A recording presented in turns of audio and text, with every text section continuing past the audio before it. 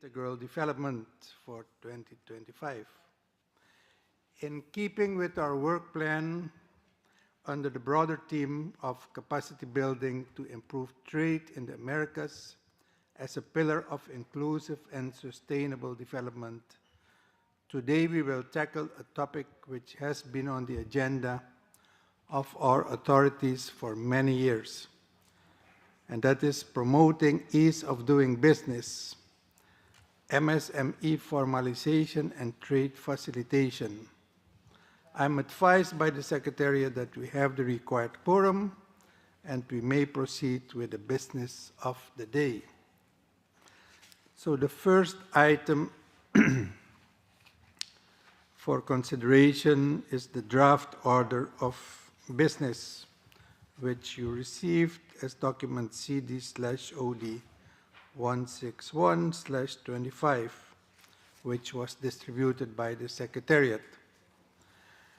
And on the order of business, we have the dialogue among member states on promoting ease of doing business.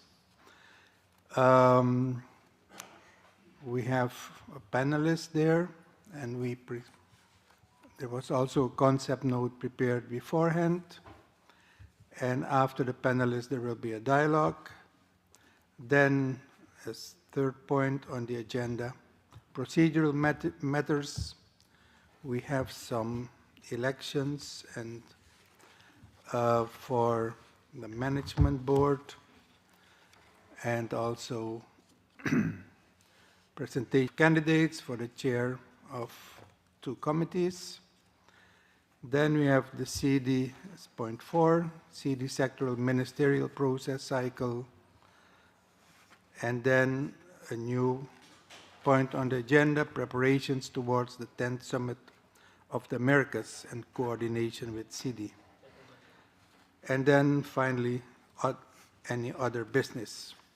That's the order of business for today. And if there are no objections, then, and I don't see any, then I approve this order of business. Thank you. So the second point on the agenda is the thematic discussion, promoting ease of doing business, and especially MSME, formalization and trade facilitation. Today's session brings into sharp focus an issue that is fundamental to driving inclusive and sustainable development across our region, promoting ease of doing business through MSME formalization and trade facilitation. Micro, small, and medium enterprises form the backbone of our economies, contributing significantly to employment, innovation, and economic resilience. Yet, for far too many entrepreneurs, the path to starting, operating, and growing a business remains riddled with obstacles. From burdensome regulatory requirements and limited access to finance, to challenges navigating cross-border trade procedures, these barriers continue to stifle the potential of our region's most dynamic economic actors. The reality is that a large share of MSMEs continue to operate informally, which constrains their growth, limits access to key support services, and reduces their ability to participate in regional and global value chains.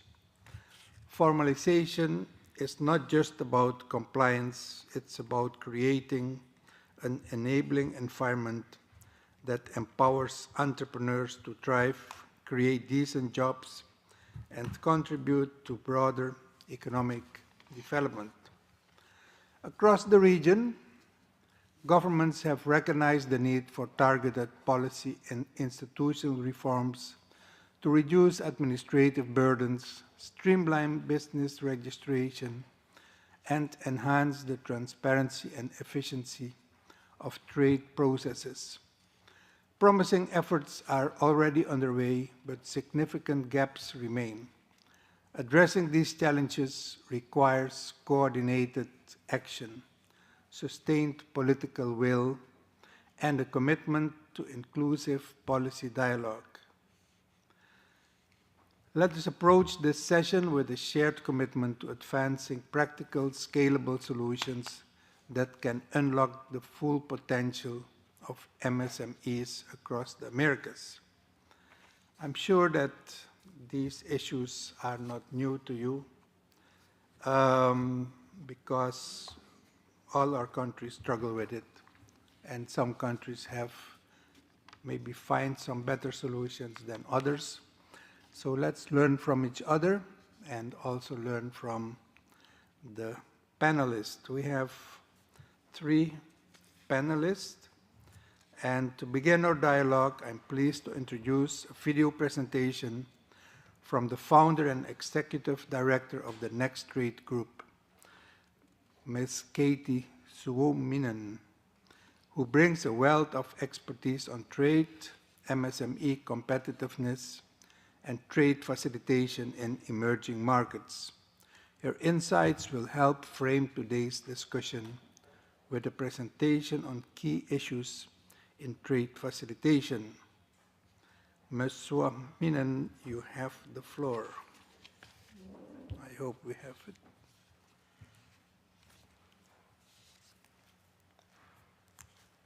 Thank you very much, Dr. Chair. And I will share my screen.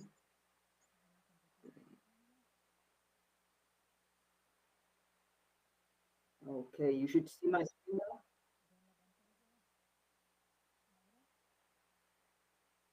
Well, thank you very much for having me in this important dialogue. I focusing my presentation on trade facilitation issues that indeed are a significant obstacle for SME e-commerce and trade in our hemisphere. And just to set the stage, and I'm sure other speakers will speak to this, and please let me know if you don't see my screen being shared, but I believe it's moving. As you know, e-commerce has really opened opportunities for SMEs to engage in trade across borders in our hemisphere. And by now, Latin American e-commerce flows are almost $350 per capita, and a share of that is cross-border. And of course, e-commerce flows have been growing at double digits, much faster than trade in general, certainly e-commerce in goods, but also in services. And what we have seen when we have surveyed SMEs around the LAC region is that firms that are engaging in e-commerce are using many platforms and marketplaces to sell their products. Those firms are much more export driven. So we see that businesses that are participating in e-commerce and are kind of omni-channel sellers that are using multiple sales channels are exporting to new markets, and they are also highly likely to export compared to, for instance, on enterprises that don't use any online platforms. Online sellers and marketplace sellers in particular are highly likely to export. More than half of them engage in trade. However, what we see in our work, in our survey work with SMEs around the hemisphere, is that over half of businesses, when asked about the binding constraints, the biggest challenges for their trade, whether it's in the Southern Cone or Central America or elsewhere, they typically say challenges to comply with market access rules or high shipping cost.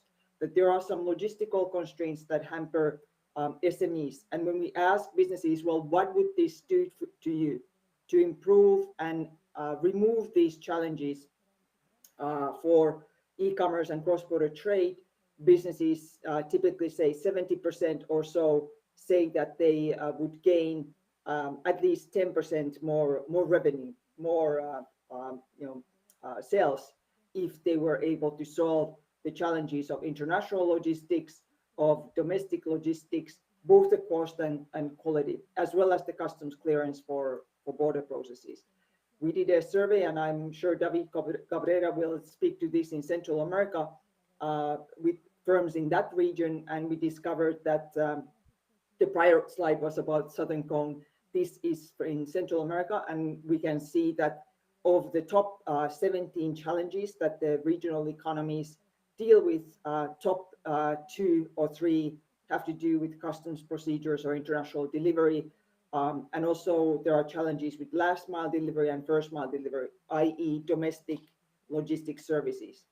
Now, when we look at international indicators about trade facilitation in the region, this is actually a very recent survey from the United Nations from 2025 of different economies' trade facilitation measures to facilitate SME trade. And the UN actually includes there in orange a score for trade facilitation pertinent to SMEs. So trade-related information measures for SMEs, SMEs in authorized economic operator schemes, if governments are considering kind of relaxing these AOE schemes for SMEs, if there is special programs to support SMEs to use single windows, and so on and so forth. So there's a specific score for SMEs. And as you can see, advanced economies are further along in general on trade facilitation, but they're also further along in SME facilitation measures. And there's some variety in the LAC region, but there's still ways to go in every sub-region in Latin America. Now, there's actually been good progress in recent years in these indicators. If we look back to say 6 or 7 years, we see tremendous progress in Latin America. So a lot has been done, as well as in the Caribbean. A lot has been accomplished already, but there is still work in progress, particularly here in the Caribbean nations and Central American economies. At the same time, I have to say that some of the smaller economies of the region have also scored quite well on the SME trade facilitation indicator. So there's actually been economies that may have struggled with overall trade facilitation that have made strides on SME trade facilitation and also have made strides just in the past 2 years. So progress has been made, but there is still much to learn, I think, from the developed economies or advanced nations, mainly the OECD economies that are captured in the survey. So what do we do? Well, I think all of us have dealt with these issues for a long time. Just to highlight a couple of priorities, I think the trade facilitation agreement implementation is very advanced in the region. There are only a little bit left for some Central American and Caribbean economies, and in the main economies have already implemented the TFA. Where there seem to be gaps are, for instance, in the GATS commitments for logistics services. So while just about all countries of the hemisphere have committed to telecom, many also in banking sectors in GATS, there's gaps, as you can see, in rail freight, road freight, maritime, and postal, where there could be commitments made and competition enhanced in these sectors. Actually, when we look at the OECD's Services Trade Restrictiveness Index and the number of restrictive measures in economies like that are captured by OECD, Brazil, Costa Rica, Peru, Mexico, Colombia, and Chile, we see that there are quite a few restrictive measures still in maritime transport, rail freight transport, cargo handling, and road freight in many economies. And actually, when we compare it to a benchmark, the United States, which is here and here, we can see that LAC countries have quite a few restrictions still, even if they are small economies. So there's opportunity there to promote competition and reduce the restrictiveness of services entry, foreign entry in those logistics sectors. And this would probably improve also LAC in the Logistics Performance Index of the World Bank. Now, of course, there's opportunities to implement some of the measures that the United Nations captured, the trade-related information measures, SMEs, improve SMEs access to AEO schemes, enhance SMEs use of single windows, train them on trade facilitation issues, and so on. As we can see, LAC countries have implemented many areas like paperless trade, cross-border paperless trade are kind of complete here in the dark bubbles, but there's a lot of incomplete implementation on the SME side of things. So there's opportunities there to deepen trade facilitation commitments for SMEs. And then finally, I would highlight the role of technology. All of us have been talking about AI for the past couple of years. There's been, of course, blockchain also that's used to facilitate trade in borders and also to enhance the interoperability of players that are involved in the trade transaction. So just to highlight from Korea Customs, this was the setting for them before, where every single one of these steps when things moved from the buyer through the or from the exporter to the buyer, there was a lot of data silos and everything worked in kind of stepwise progression. Data wasn't shared, so there was a lot of duplication as well, a lot of manual work. And afterward, there was a blockchain implementation that brought all these players together to together see all the documents and paperwork that move with the trade transaction, and this facilitated trade. Another, perhaps, we of course have these kinds of implementations in the LAC region and also among customs. So customs brought together to share, for instance, AEO documentation and certification in the Pacific Alliance economies, as well as in Mercosur. There's these kinds of efforts to bring everybody together on a common blockchain. And in fact, when we did a little inventory of potential for technologies like blockchain or AI, Internet of Things, in different areas of trade facilitation, of customs, single windows, ports, trade logistics, and of course in further areas like export promotion, we found that there's a lot of opportunities, different use cases to use technology as well to facilitate trade. AI can be used in many ways, also to streamline trade, for instance, to discover illicit shipments rather than a human being looking at a screen. We can have AI look at shipments or even look at invoices and see if those may be fraudulent invoices or bills of lading or so forth. So there's a lot of opportunity there. The Japanese customs used AI and cut the time to a tenth or less of actually a person looking at the screen and deciding what's inside the container. And then finally, I think the opportunity is huge for identity, for digital identity for SMEs. And there's, of course, a process, a global process to promote the legal entity identifier, LEI. And this would, of course, ensure that every trader is a trusted trader essentially and enable much faster documentation and KYC processes, for instance, in the whole value chain of purchasing to shipping to paying to clearing customs as well. If everybody had their legal identifier, and there's ways to go around the world in LAC certainly as well. But lots of potential use cases from the use of identifier, for instance, for SMEs that are using B2B marketplaces where there's a lot of due diligence, a lot of paperwork before an SME can even sell anything. So, Chair, I'll stop with that. Hopefully, this is useful for the participants, and I'm here for questions. Thank you very much. Thank you very much, Ms. Suominen. This is a lot to digest, I must say, and I hope we can get this presentation so that we can take our time, each country, to go through it and see where you stand and what can be improved. But thank you very much. It was very helpful and insightful.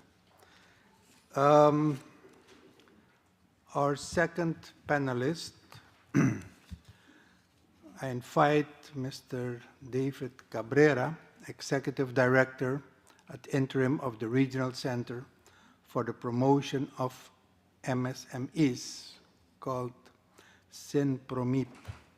Mr. Cabrera will share insights from the Central American region on challenges that MSMEs face in moving their goods into international markets. Mr. Cabrera, you have the floor. Thank you very much, Mr. Chair. Cordial greetings to everyone and to all the member states of CD at the OAS. The Regional Center for the Promotion of MSMEs in Central America is focused on the competitiveness of MSMEs. We are talking about a universe of about 2.5 million MSMEs in the 8 countries in the Central American region. Out of those, 83% are micro companies. This has been quite good over the past couple of years as far as launching companies, and the challenge that we have now is promoting better productivity and competitiveness of these enterprises. And I want to share with you 2 key aspects. On the one hand, the structural challenges that the MSMEs have compared to what we have seen over the past 5 years. There are 4 major challenges. That is a drop in diversification and productivity. There is a focus. They are focusing on supply instead of demand. So we are focusing more on selling what we produce and not producing what we sell. And therefore, we have a major challenge in diversifying and better increasing the productivity of our companies. The second aspect is access to financing. And we are quite aware that clear over the past 5 years in the region, we have had a major gap, but 60% of the companies in the region are outside of the traditional financing schemes. That is, they can't go to a regular bank and ask for a loan. And the third challenge is the technological gaps. Although we had the matter with the pandemic and companies adapted to new payment methods, when they started working in person again, they did not resume with that technical development. So there is a gap that is about 78% of the MSMEs are struggling with this technology aspect. And finally, we have the marginal participation of foreign trade, and this is absolutely important. And with the MSMEs in the region, they are exporting not only to the regional Central American market, but the extra-regional area. And this is important because there is a gap, and this should allow us greater growth for the countries in the region. Another aspect I would like to share with you is has to do with the challenges that micro MSMEs face in the informality of trade, in the international trade process. Informality is not negotiable. A company does have to be formal in order to enter into international markets. I would like to stress some challenges that companies face to sell their goods and services on the international market. First, the preparation of businesses and their business models, which oftentimes are makeshift, and they don't have that growth outlook from the business standpoint. So much has to be done by way of offering technical assistance and skill building to change these business models. Scarce innovation, scant innovation. The Costa Rica is the country that makes the greatest investments as a percentage of its GDP in innovation, and the rest of the region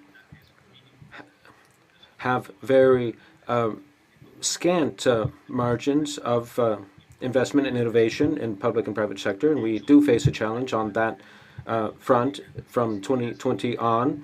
This isn't even measured. That investment percentage is not even measured, that which is made into in innovation. So that's very important. The third factor here, as Cathy raised in her prior presentation has to do with the customs processes and logistics and knowledge thereof.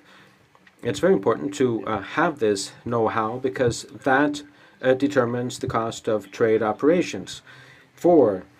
Especially as regards Central America, this is an example for the rest of the region, which is availing themselves fully of the customs union that exists between Guatemala, Honduras, and El Salvador. That's an advantage, the fact that these three countries have joined their borders for customs purposes, and that goes a long way toward facilitating trade abroad from these three countries. Having that customs framework is very important. The fifth challenge our companies face are the regulatory frameworks, both in the public and private sectors, because markets have their tariff barriers.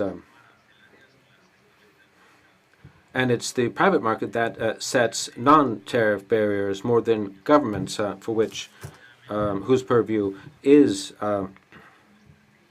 tariff barriers. So in Latin America and the Caribbean, the regulatory frameworks are focused on 5% of the companies and not the vast majority, the other 95%. Among, or the other five aspects I would like to underscore: financing for for exports. While it's true that commercial banks offer letters of credit and other such instruments, much more needs to be done to broaden the financial offering and for there to be a financial outlook, a focus on exports, for charging, collecting export-related expenses, that is 80 days in trade relations, helps to mitigate the impact of the foreign currency exchange in trade, and those charges associated with freight. There needs to be more innovation in this area that would help to spur the share of MSMEs in foreign trade. Special systems for leveraging the Central American Common Market to have a comprehensive development focus, and the free trade agreements and the association agreements that exist. There are 22 different free trade agreements and association agreements, and some are still being hammered out, of which 3 speak of or include small businesses in how these free trade agreements are negotiated. There is a shortcoming as far as offering a platform that small businesses can avail themselves of. There's a greater presence of MSMEs, or there needs to be rather, in these negotiations from the private sector, so that they can make known what their needs are, address the challenges that they face, and to ensure that there be this framework that includes them. Nearshoring, 10, friendshoring.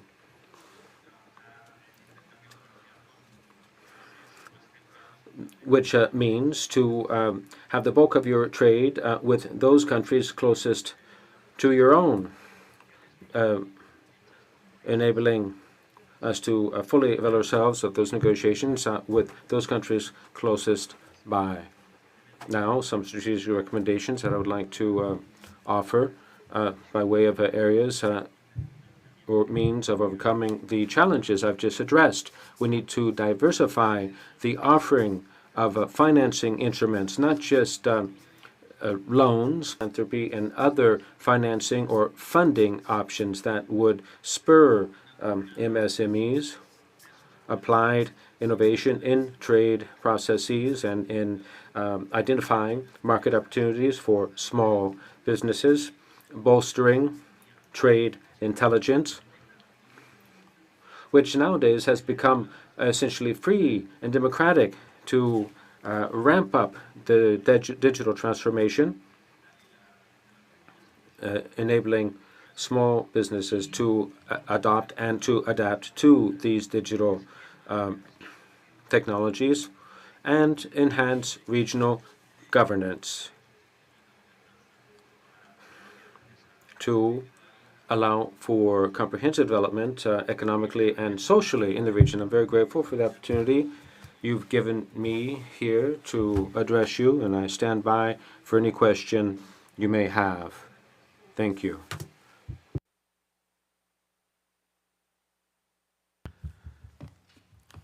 Thank you, Mr. Cabrera, for highlighting the work that is being done, and it gave a good overview of the state of this art in Central America. I see there are a lot of issues that need to be dealt with, but I think there are also a lot of potential benefits for everyone. So our final speaker is Ms. Annie Bertrand, a leading financial inclusion expert, who will speak on the critical importance of financial access for MSMEs, formalization, as well as innovative approaches to expanding inclusive financial systems that support small business growth. Ms. Bertrand, the floor is yours. Thank you very much. You can all hear me and see my presentation, I suspect, so I will start. Um, there we go here. Yes, so today I will present my lessons learned over the past years in private sector development, but my expertise in financial inclusion really emerged as a frustration for not being able to have a catalytic impact on poverty despite millions of dollars spent on grants and loans. No matter how promising MSMEs are, growth and resilience cannot happen without a more inclusive digital financial system. So I'll try to explain the root causes of the problem and key priorities that you may consider in your respective strategic plan going forward. Um, so starting with the context to put things in perspective. So the market potential of MSMEs keeps growing, but unfortunately they cannot really access it. For example, before the pandemic, the Caribbean experienced 7 years of consecutive growth in tourism arrivals, reaching 10 times their population. Meanwhile, the region experienced 4 decades of declining economic growth. Now, in terms of e-commerce sales, they grew even faster during the pandemic, but unfortunately, micro and small enterprises in particular have been unable to access these growing lucrative markets. And there are many factors that affect growth, but the main problem is that micro and small businesses cannot are excluded from the digital economy. Now, to benefit from the digital economy, MSMEs need fintechs. But research found that 80% of MSMEs do not accept digital payments, and the vast majority do not have a commercial account separate from their personal account. Commercial accounts at a bank are essential to access digital payment tools like online, or either online or in person. Other than traditional point of sale devices that most of you are familiar with, there are many other payment tools that are a lot cheaper nowadays, but like for example QR code. But whatever tools they want to use, MSMEs must follow 4 steps to access Visa or Mastercard rails. First of all, MSMEs must register formally, and that involves many challenges and lack. To address these challenges, we must build capacity on both the supply side and the demand side. We can help MSMEs understand the process and prepare, but we must also help registrar offices in countries to digitize and improve the process for renewing formal documents. Second, um, MSMEs must open a business account, also known as a commercial account, that is separate again from their personal account. This is perhaps the most difficult and least understood bottlenecks of all. The bank's requirements to open such account are overly stringent in developing countries. To address this challenge, we must again build financial literacy among MSMEs, but also invest effort in supporting reforms among financial regulators and banks. And here's why. So, when individuals and MSMEs want to open a standard or business account, they must provide information. This mandatory process is called Know Your Customer, KYC. Then, the customer due diligence involves assessing risks to determine if the information provided um, must be validated.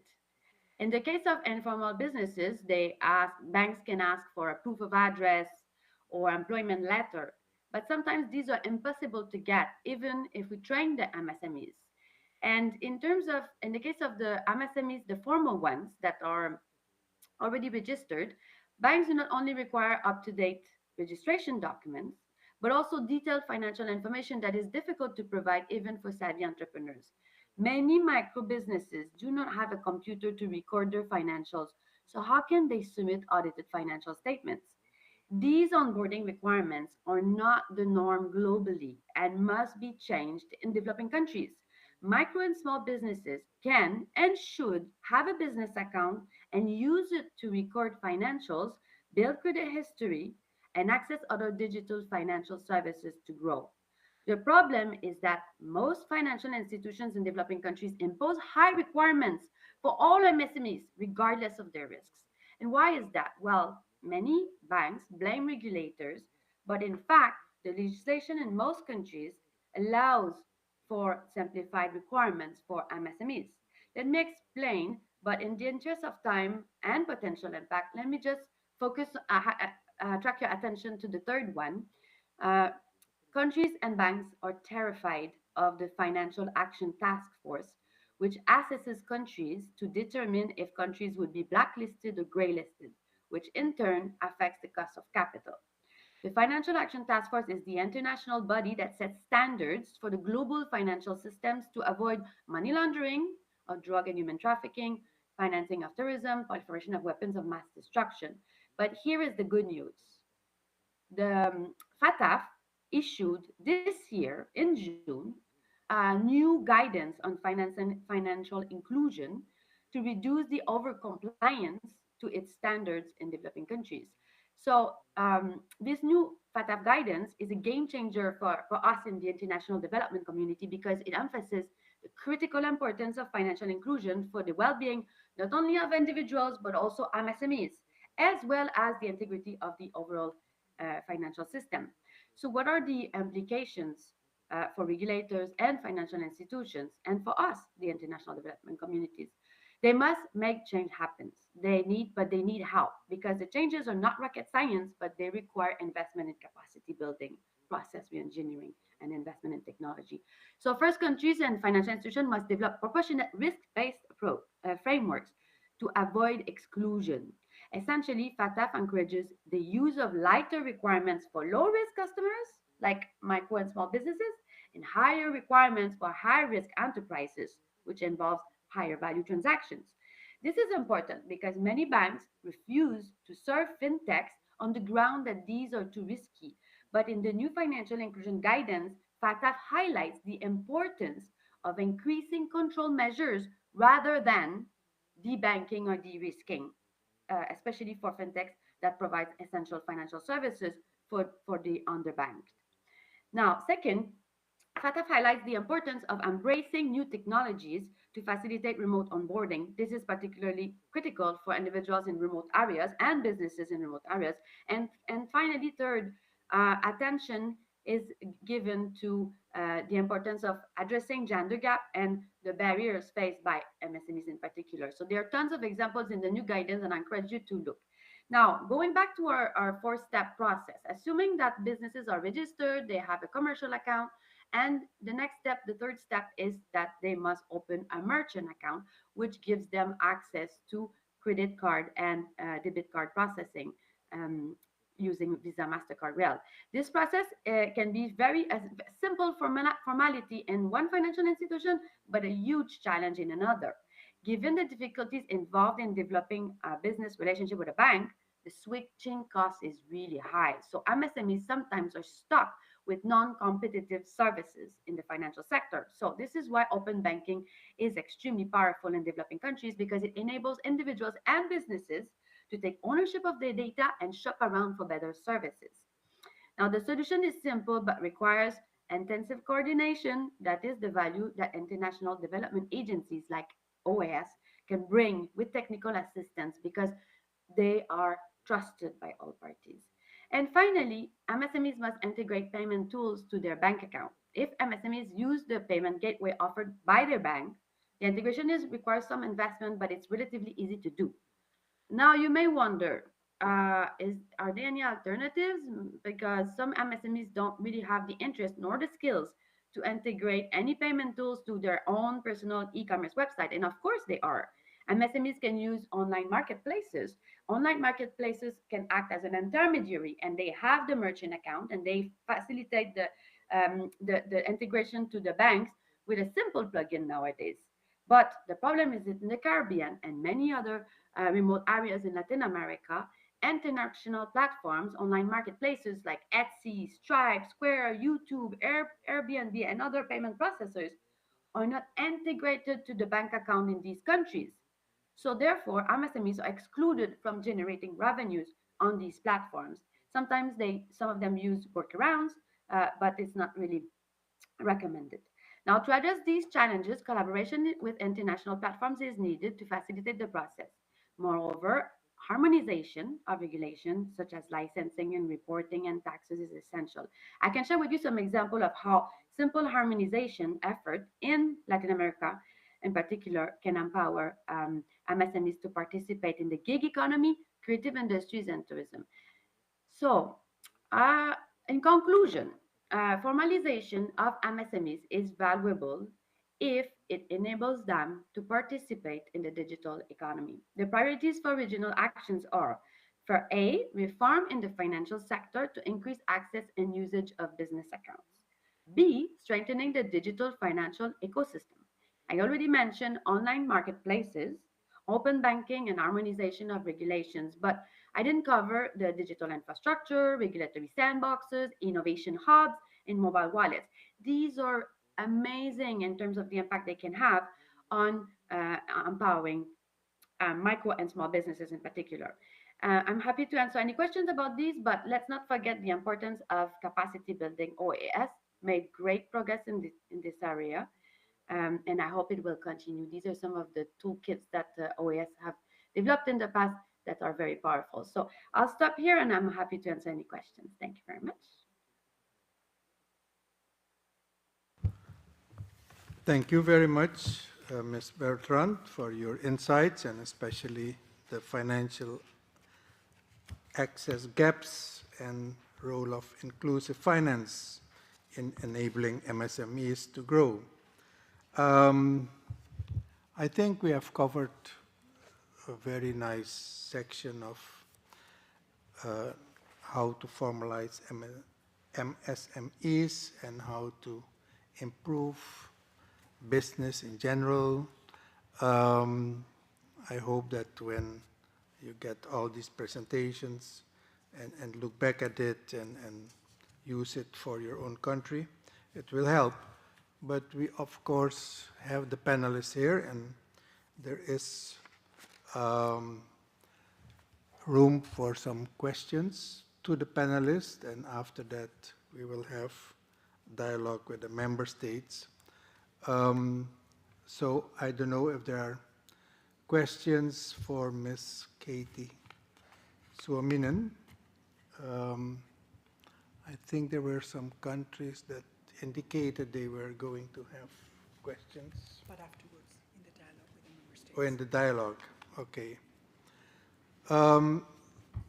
So if there are no direct questions for the panelists, then I have some questions. Ms. Suominen, it looks like a Finnish name. Based on your presentation, what do you see as the most critical trade facilitation bottlenecks that hinder MSME participation in international trade? And what measures can people take most effectively? Are you there, Ms. Suominen? Yes, yes, I'm here. Yes, it's a Finnish name indeed.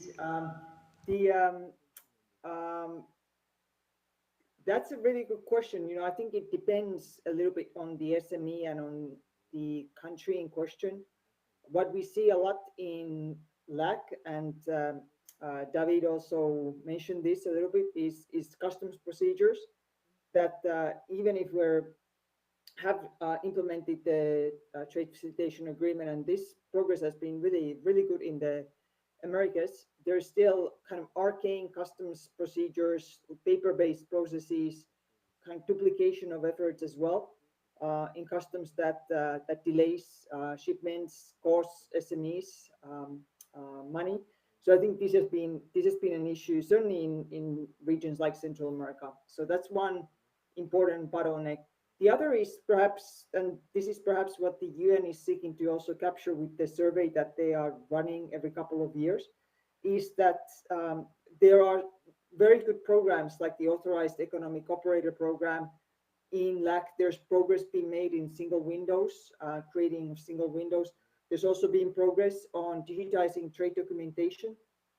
However, there's still challenges for SMEs given their limited knowledge or capabilities, given their limited staff, to perhaps join these programs. So, for instance, for an SME to become an authorized economic operator requires a lot of resources, right, to secure premises and learn about the programs and have incur the financial upfront cost to join, to have the level at which an SME can join.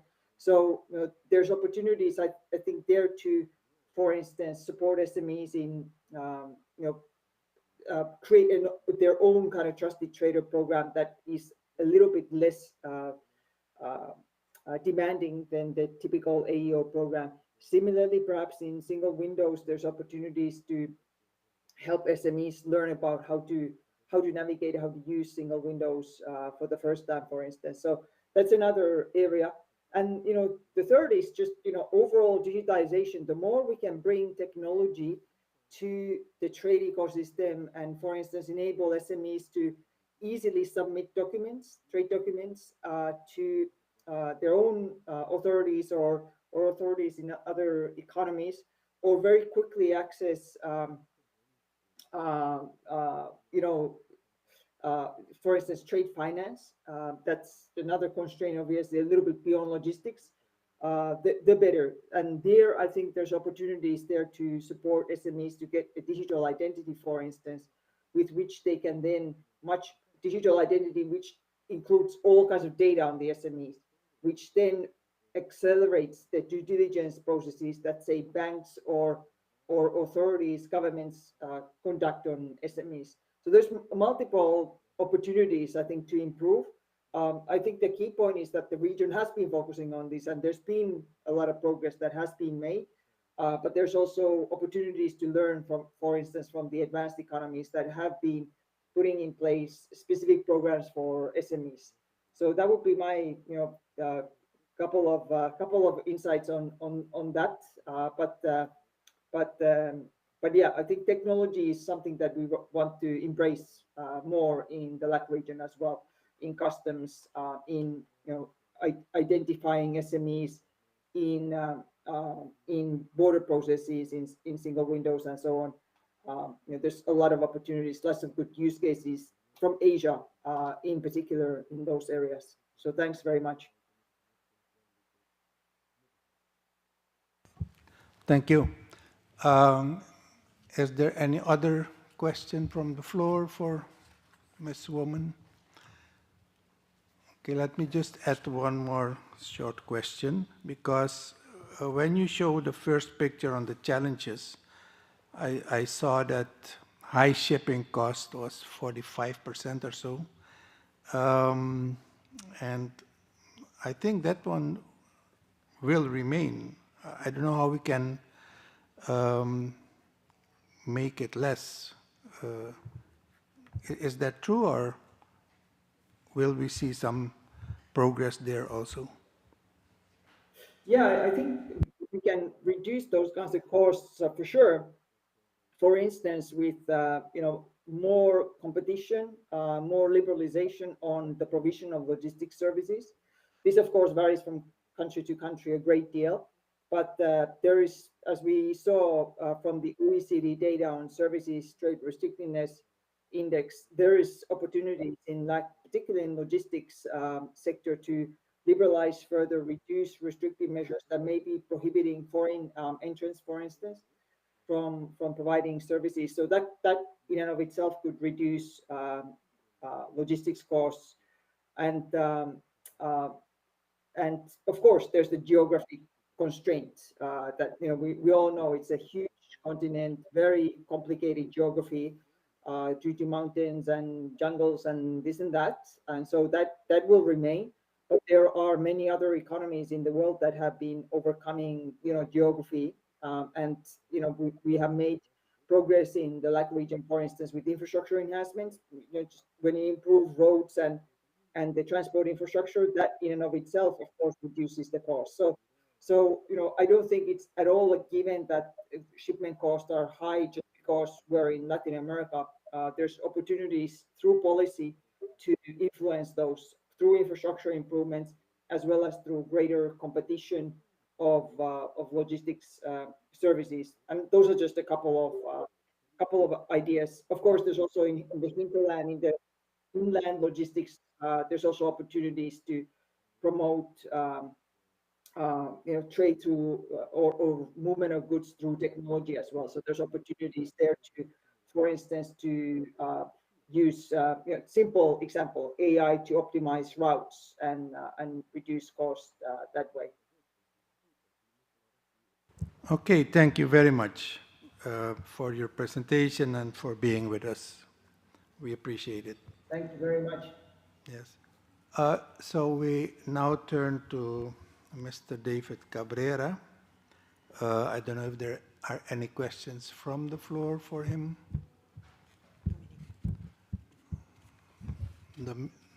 Dominica? Okay. Thank you, Chair. I'm not too sure if the timing is okay, but I had a question for all the panelists. Should I wait?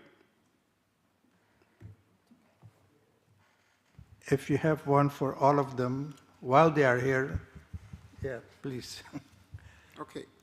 The background of my question, though, is based on the reality behind the data, especially for small states and small businesses in small states. I listened to the presentations on trade facilitation, shipping, finance. And the reality when we examine the export data and value chain for small states is that despite the regulatory efforts made by customs and bureaus of standards, and even in the management of subsidies, we still see a systematic manipulation of all aspects of trade by larger businesses in larger economies. And whether it's AI or whatever facilitation you provide at this moment to accelerate small businesses, it is still premised on that same platform. And therefore, AI will still be maximized more by the influential companies. So will finance, and so will shipping. In the case of Dominica, for example, it's a cat and dog analysis where I take, for example, the poultry production. If you do not have poultry production, then prices will be set at a certain stage. If you start poultry production, then the inputs become expensive. If you start raising the small chicks, then the vaccines and everything become expensive. So it doesn't matter what angle you take, the factors of trade that affect you and you need assistance with will be manipulated.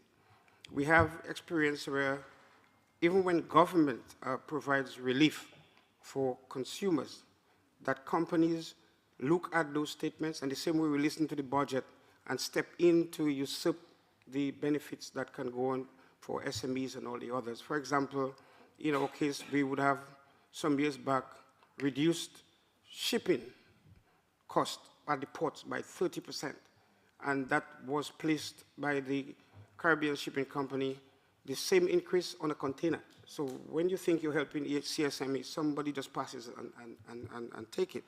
Finance is a mockery. All of our finance laws are from FATF, all of them. Yet, 6 months later, they will blacklist you and give you recommendations to go back to Parliament to change what they gave you that they blacklisted. My question, though, is how should we as small states navigate that impossibility? And that's for all the panelists. Thanks. Thank you, Ambassador. I don't know if the panelists want to react to this. Mr. Cabrera?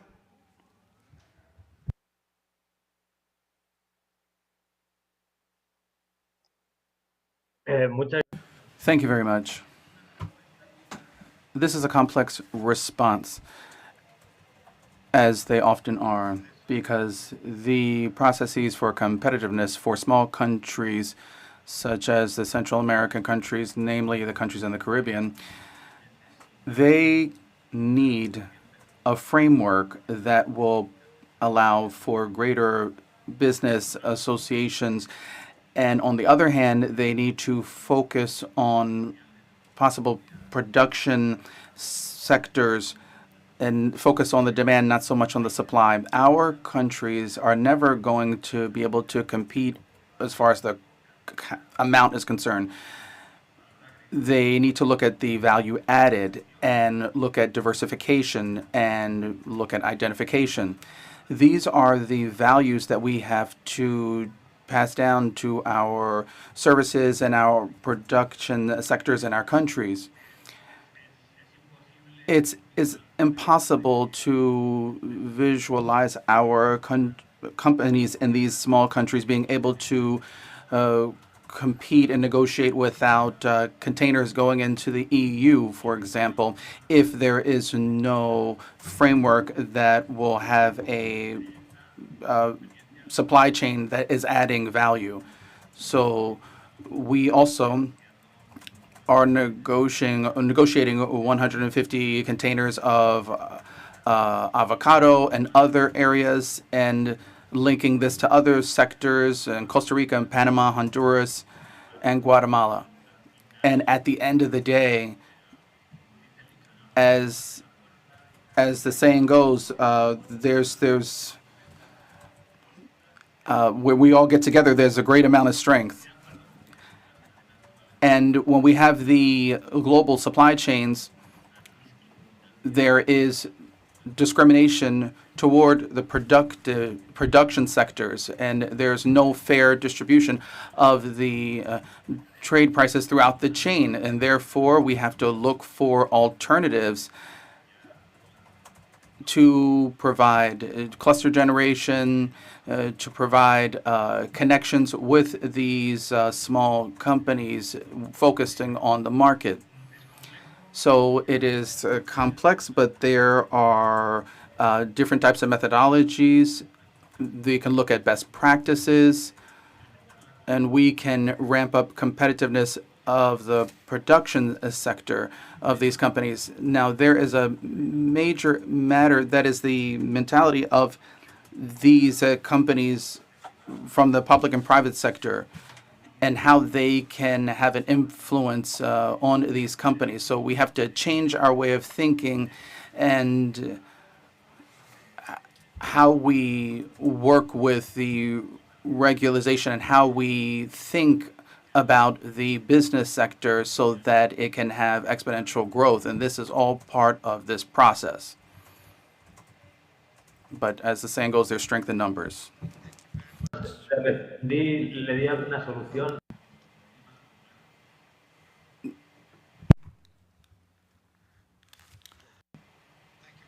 Mr. Cabrera, I don't know if any of the other panelists want to address this question as well? If not, then I have another question for Mr. Cabrera. Given your experience with Sinpromip, what do you see as the most pressing trade-related barriers that the MSMEs face in Central America? You mentioned that 80% of those MSMEs, in fact, are micro enterprises. And maybe those are not the ones that will trade, so it's more the other 20%, or am I wrong? How can they improve their situation, especially against the trade-related barriers and non-trade-related barriers?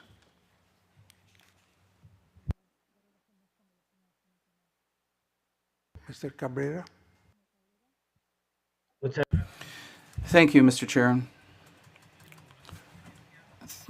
Our experience has shown that there are different aspects. That is the generation of competitiveness. That's key.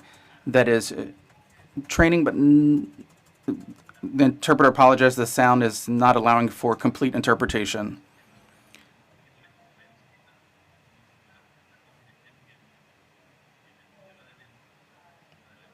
Once again, the sound is going in and out, and it is not allowing for complete interpretation. We have to focus on these companies. This is absolutely vital. That is the support for these companies through this growth process. And also we have to focus on inclusive and funding.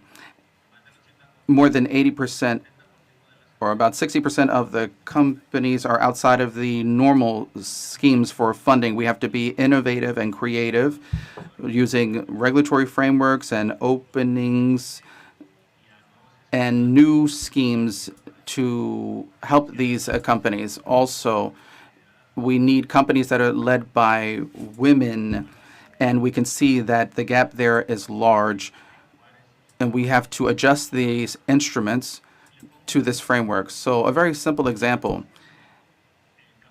it's no good to train a cocoa company to train it to transform or process this product into chocolate if they do not know how to have access, I should say, to funding to purchase this equipment. So we have to close this vicious cycle or break this vicious cycle. So it's absolutely important to be able to handle these variables.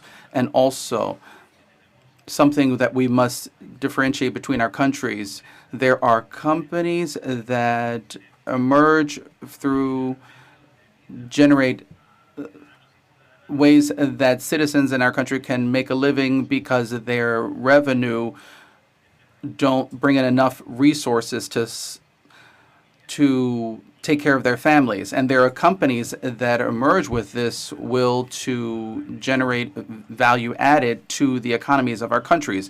These are two different types of companies that need different types of treatment. So it's important to not mix the survival with the vision of a company which is focusing on growth. So this framework dealing with these variables have to be addressed separately.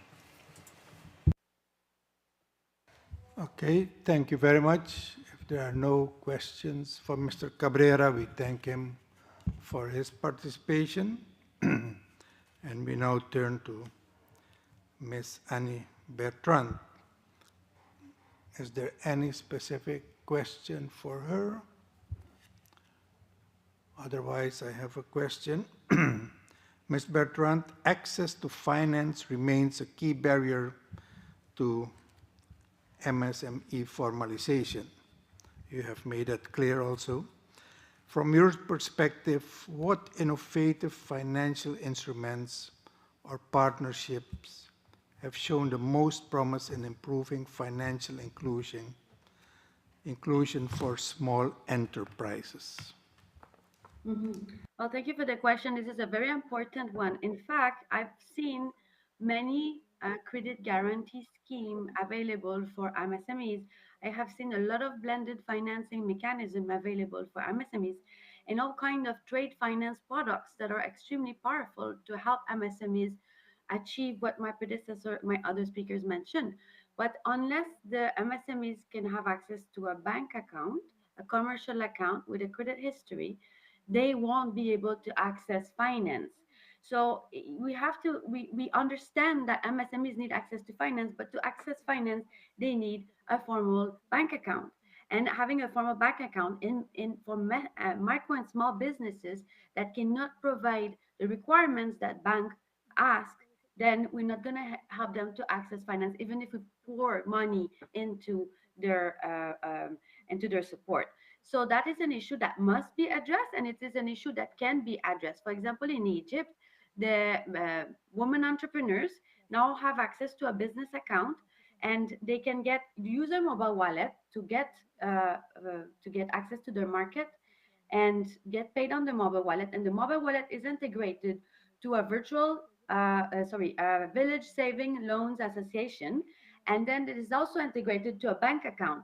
So this credit history enables and empowers women entrepreneurs to have access to larger financing scheme later on, so that it helps them to move into the ladder of development and poverty alleviation. That answered the questions. Thank you. That's clear. And I know that banks are not always so easy, but it's clear that, they should assist in this respect. It's also in their interest. Okay, if there are no other questions for Ms. Bertrand, I want to thank you for your participation in this panel and discussion. Thank you very much. Thank you very much. I thank the guests for taking time to participate in today's meetings, and their insights have enriched our discussion. We now go to the dialogue with member states, and then I invite member state intervention. And please limit your interventions to 5 minutes. And I see already enough member states. Very good. So let's start with Costa Rica. Thank you very much, Chair. Thank you for convening this session, which has generated quite a bit of interest for all of us. It's an honor to present Adriana Castro Gutierrez, Director of Foreign Affairs for the Ministry of Foreign Affairs in Costa Rica, COMEX. She has quite the background when it comes to trade policies, as well as a key role in the representation and dealing with international trade for Costa Rica. Ms. Castro has led efforts in economic strengthening on an international level, and for us it's a great honor that she has accepted to take the floor on behalf of Costa Rica. You have the floor.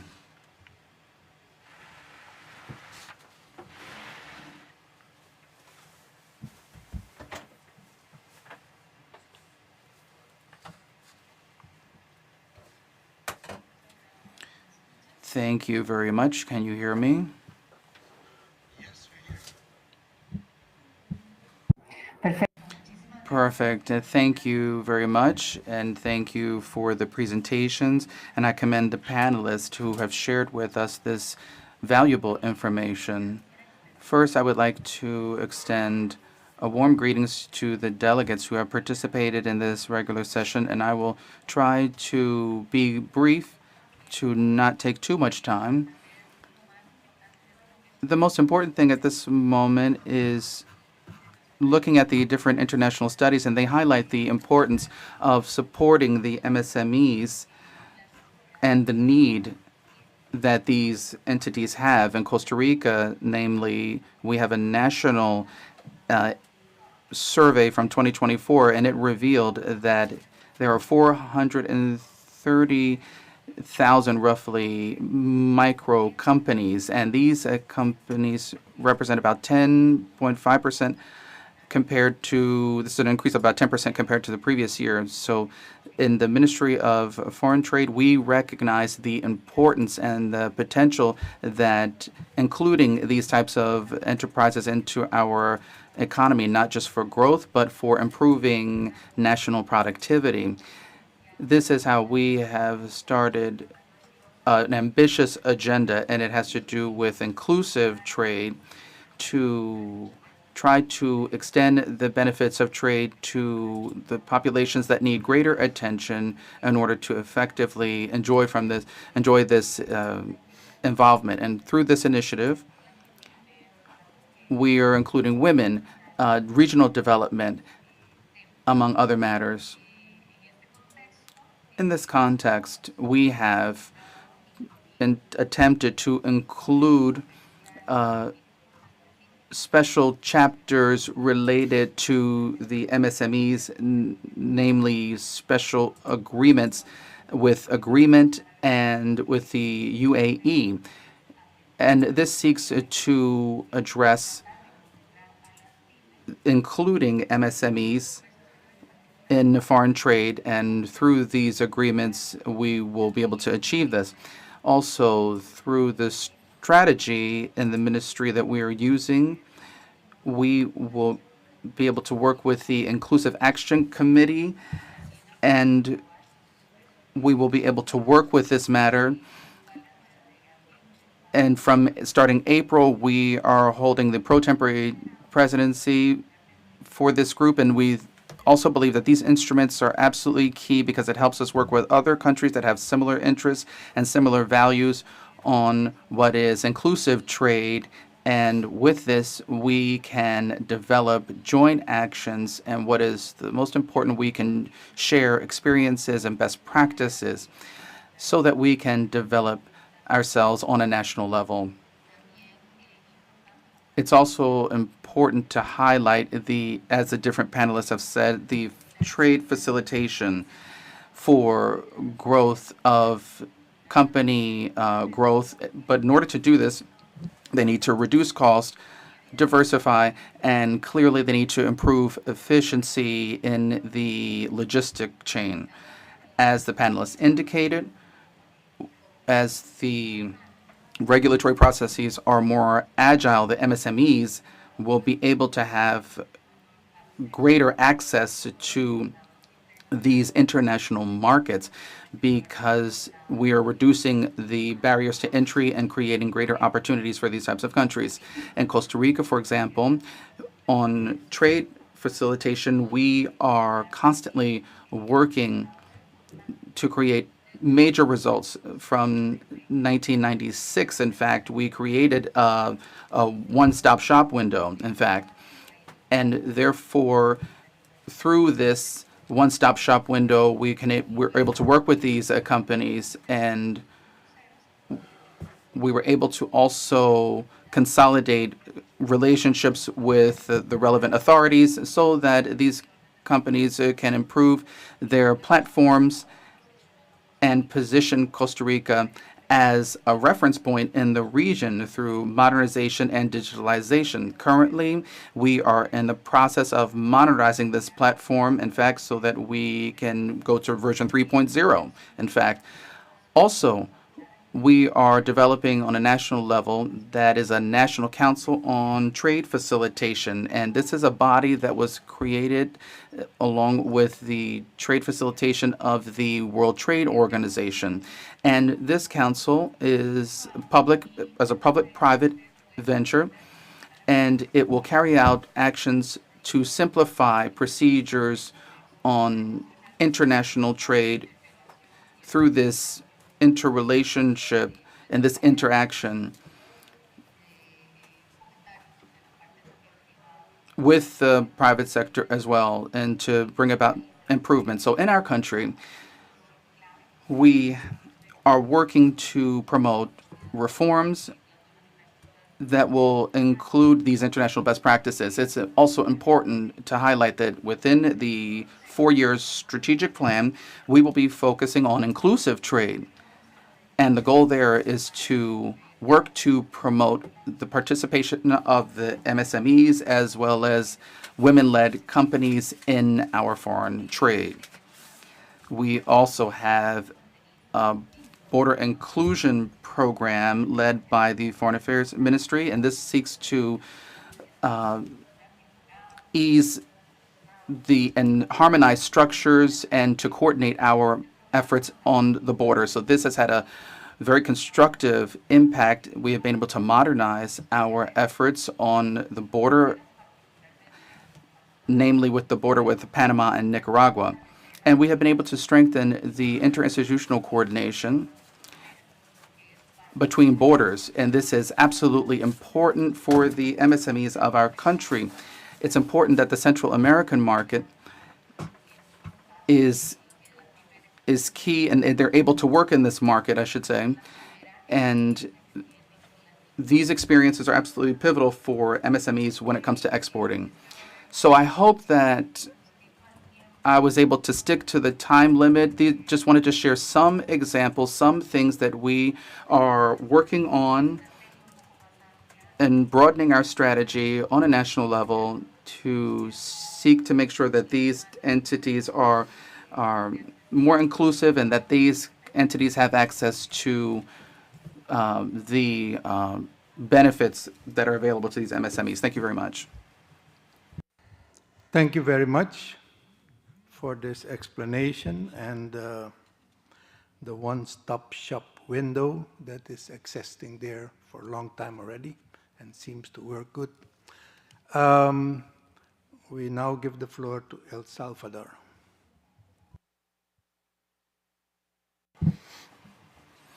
Thank you, Chair. We commend the distinguished experts for their briefings, and we thank you for this important dialogue.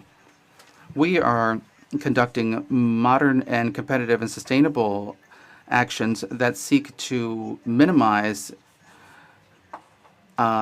barriers to work with MSMEs on a national level. This is an opportunity to, Mr. Chair, to present Mr. Carlos Alberto Moran, Head of Territorial Follow-up and the Formalization of Companies of the MSMEs in our country.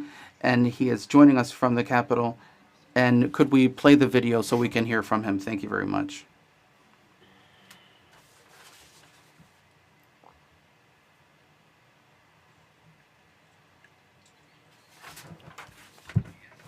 Greetings. Can you hear me? Yes, we hear you. Greetings. Greetings, Chair. Greetings to all of the delegates here at the OAS. Thank you for this invitation. I would like to share with you quickly, within this 5 minutes that I have, I would like to share with you so many good things that we are working on in El Salvador, such as good best practices, and some of the challenges that we also have. And we want to make ourselves more competitive in the region with the MSMEs in our country. I would like to start by referring to the MIFORA, the economic integration policy that we have for MSMEs on the 30th of October 2023 came about as a result of an executive order of the Council of Ministers. This policy was developed as part of the law for promoting MSMEs, known in El Salvador as the MSME law. And what it seeks to do, what these policies seek to do, is they want to include the MSMEs into the formal market in the country. And according to a study conducted recently, not only private and public companies, we could see that the economy in our country is made up of about 1.2 million MSMEs, roughly. So the goal of this economic integration policy is to achieve economic facilitation and the promotion of gender equality and to promote a competitive and sustainable environment for MSMEs. This will help the economic scaffolding of our country and help them integrate into the formal market. So these efforts are all part of the necessary work that we're doing for implementation. And this has to do with interinstitutional work, intersectoral work. This is being conducted through systematic efforts such as systematizing processes and procedures, and the goal there is to improve the development of these MSMEs in El Salvador. So we are looking at the different strategies that we can implement to improve the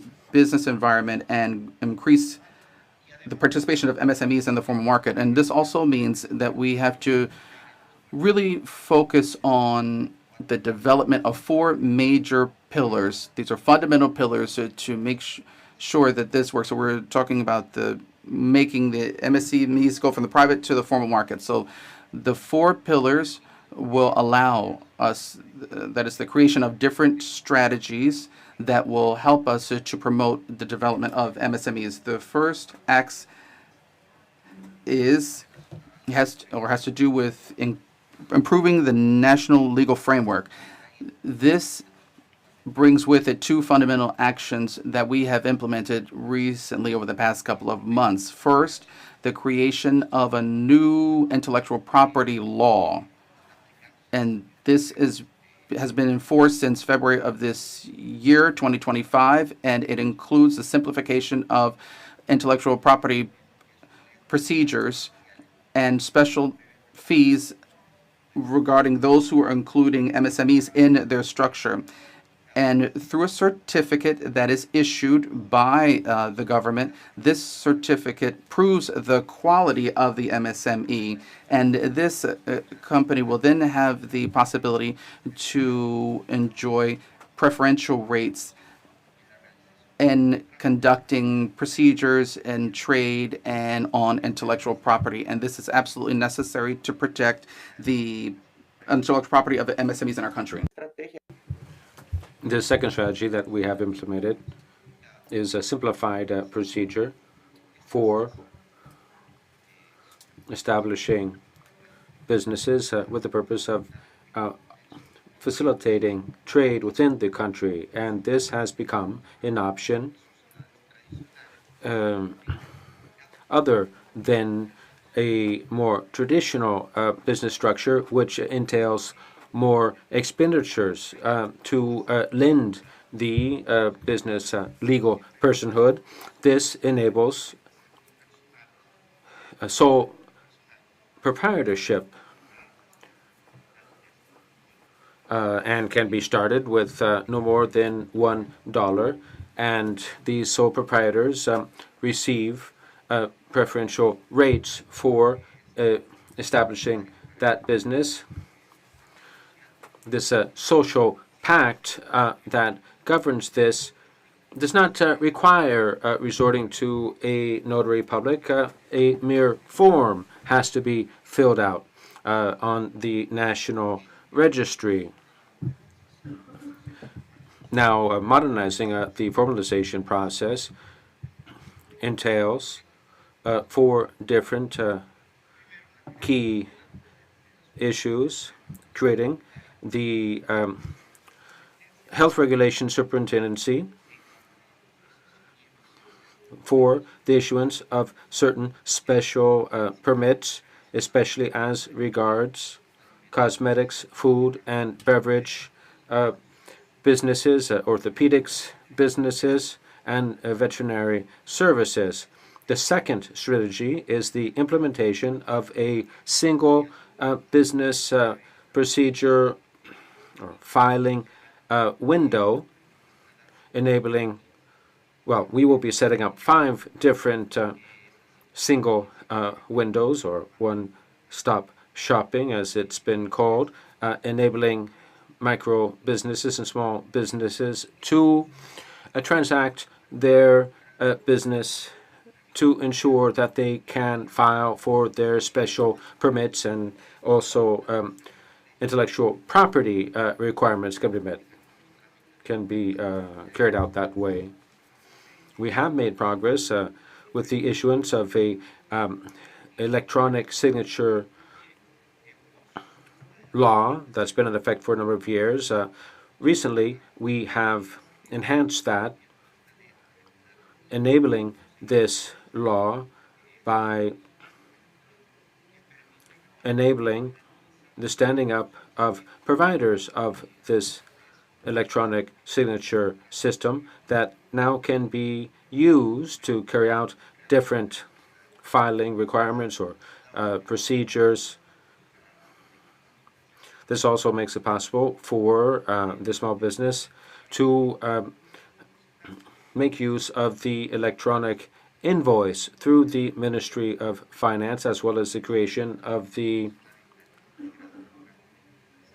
business transaction window that falls under the President's office.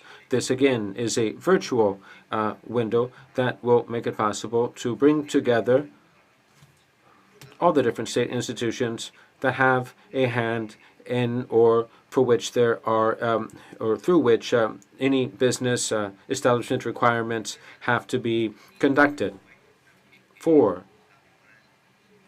enhancing financing options, digital platforms through different agreements,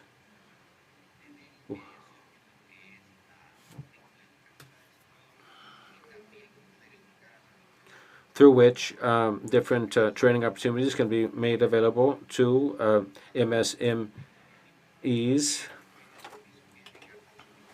and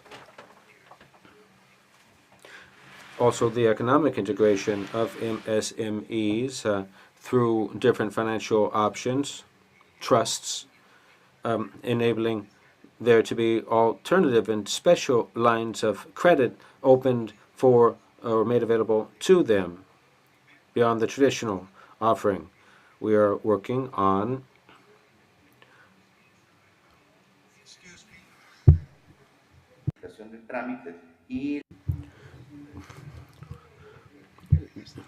No. It's nearly 10 minutes, so please, can you wrap up?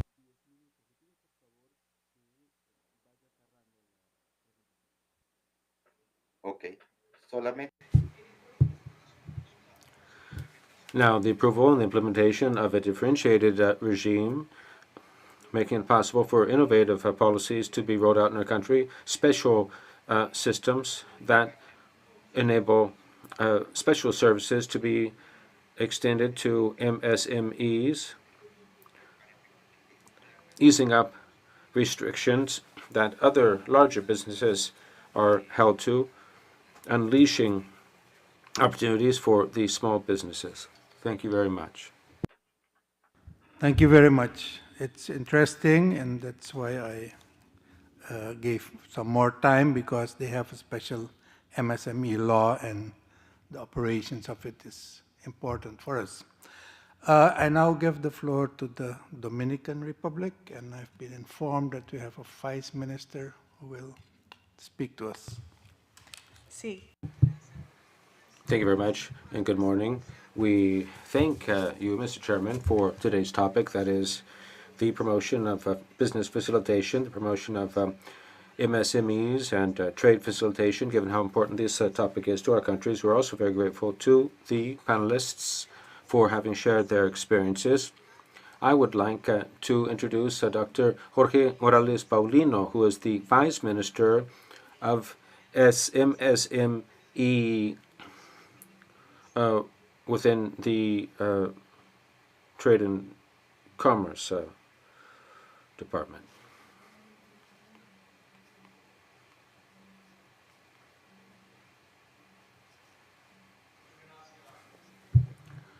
Thank you, Mr. Chairman. I thank the ambassador and the panelists.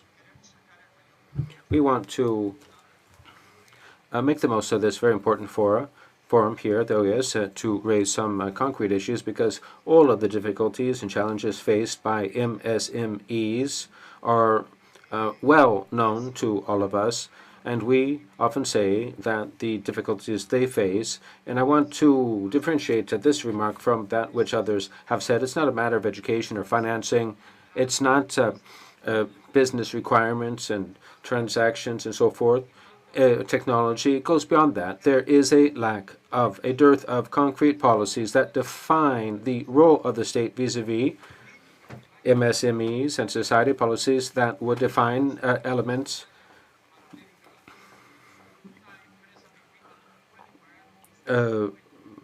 tax rates. For example, no small company could pay the same tax rate that mid-sized and large companies pay.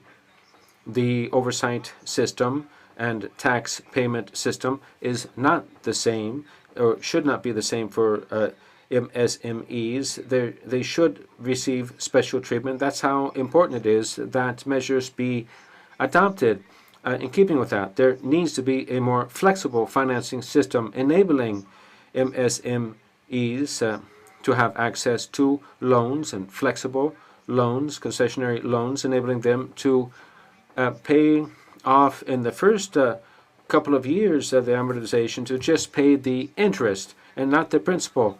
And the large businesses need to be made aware of the importance of MSMEs and open their doors to them. Banks need to recognize their importance, and also the importance of industrial parks. We cannot continue thinking that we can have advanced MSMEs in the 21st century with obsolete equipment, obsolete production tools. Of course not.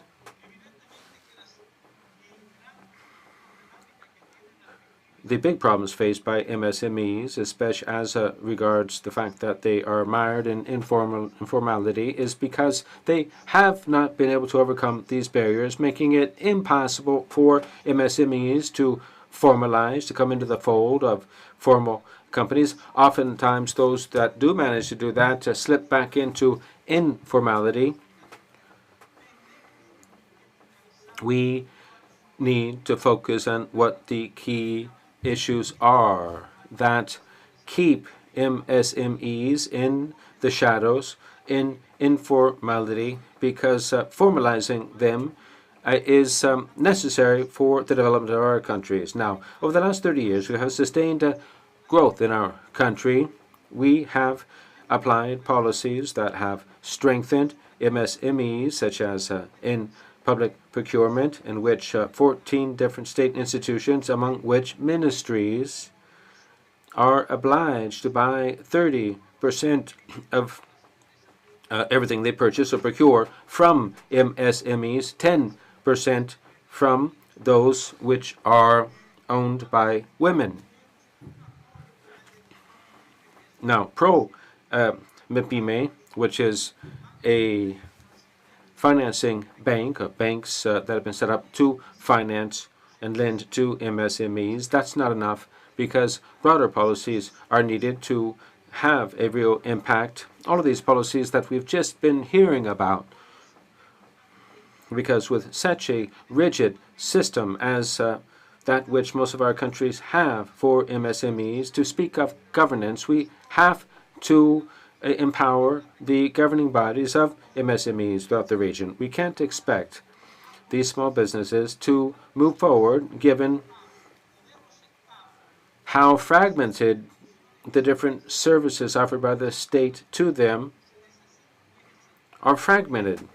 There has to be guidelines set for growth.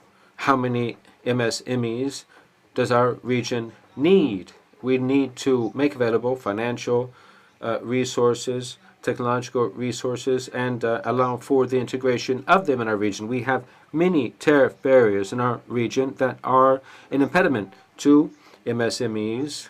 Also, sanitary and phytosanitary barriers are an obstacle.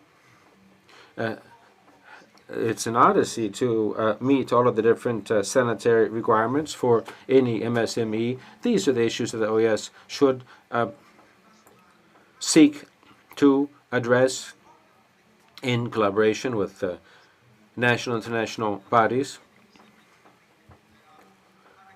those bodies that serve MSMEs need to be empowered so that MSMEs don't have to deal with such a scattershot, fragmented array of state services available to them. Large companies don't need to have their hands held. They don't need to overcome any technological gap. They don't need finance because they own the banks, but the MSMEs do require all of these things. There are a number of proposals that we have put into the chat for the OAS to consider for the purpose of establishing standards, setting standards and by way of suggestion to member states so that we can come up with a concrete line of action to assist MSMEs. Thank you very much.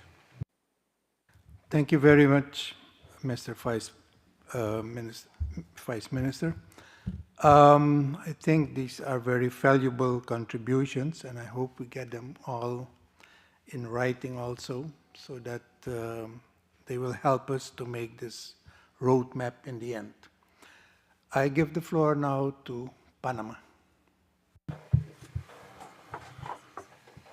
Thank you and good morning, Mr. Chairman. The Republic of Panama is grateful to you for having convened this very important session focused on the exchange of experiences and commitments in our region on business activity. We also thank all of the panelists for your very worthwhile contributions this morning for our country.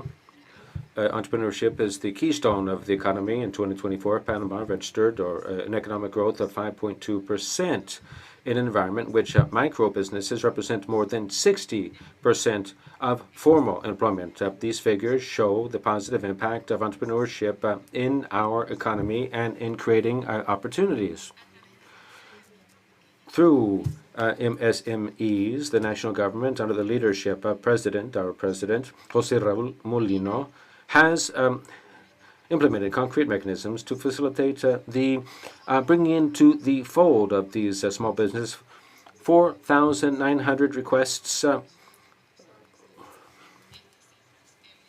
to set up shop with an average time of 400 days. And this enables them to receive technical and financial assistance and guidance in every step of their formalization process. Now, there is a very strong sense of national identity, and these companies face a changing environment. They do create jobs, and they contribute to the economic development of our country. We do still understand challenges remain regarding access to markets and technological gaps. Now, let me share with you some of the strides we have made through this body. There's an innovative project that offers Panamanians a place for them to formalize their ideas, set up businesses so they would have access to training and resources as regards access to financing through programs such as Fuel Micro Panama and Bank of Opportunities have challenged resources. We can stress international cooperation as a very important tool that enhances their capacity. Now, our perception is quite clear. If we want a region with more inclusion and equity, we have to start by backing the creativity and the efforts of our entrepreneurs. From the government of Panama, recognize that each one of these MSMEs don't only represent personal achievements, but also development for our country. To this effect, Panama reiterates its willingness to share its experiences and to collaborate in building shared prosperity for all of the peoples of the Americas. Thank you. Thank you, Panama. And I give the floor now to the Bahamas. Thank you, Chair.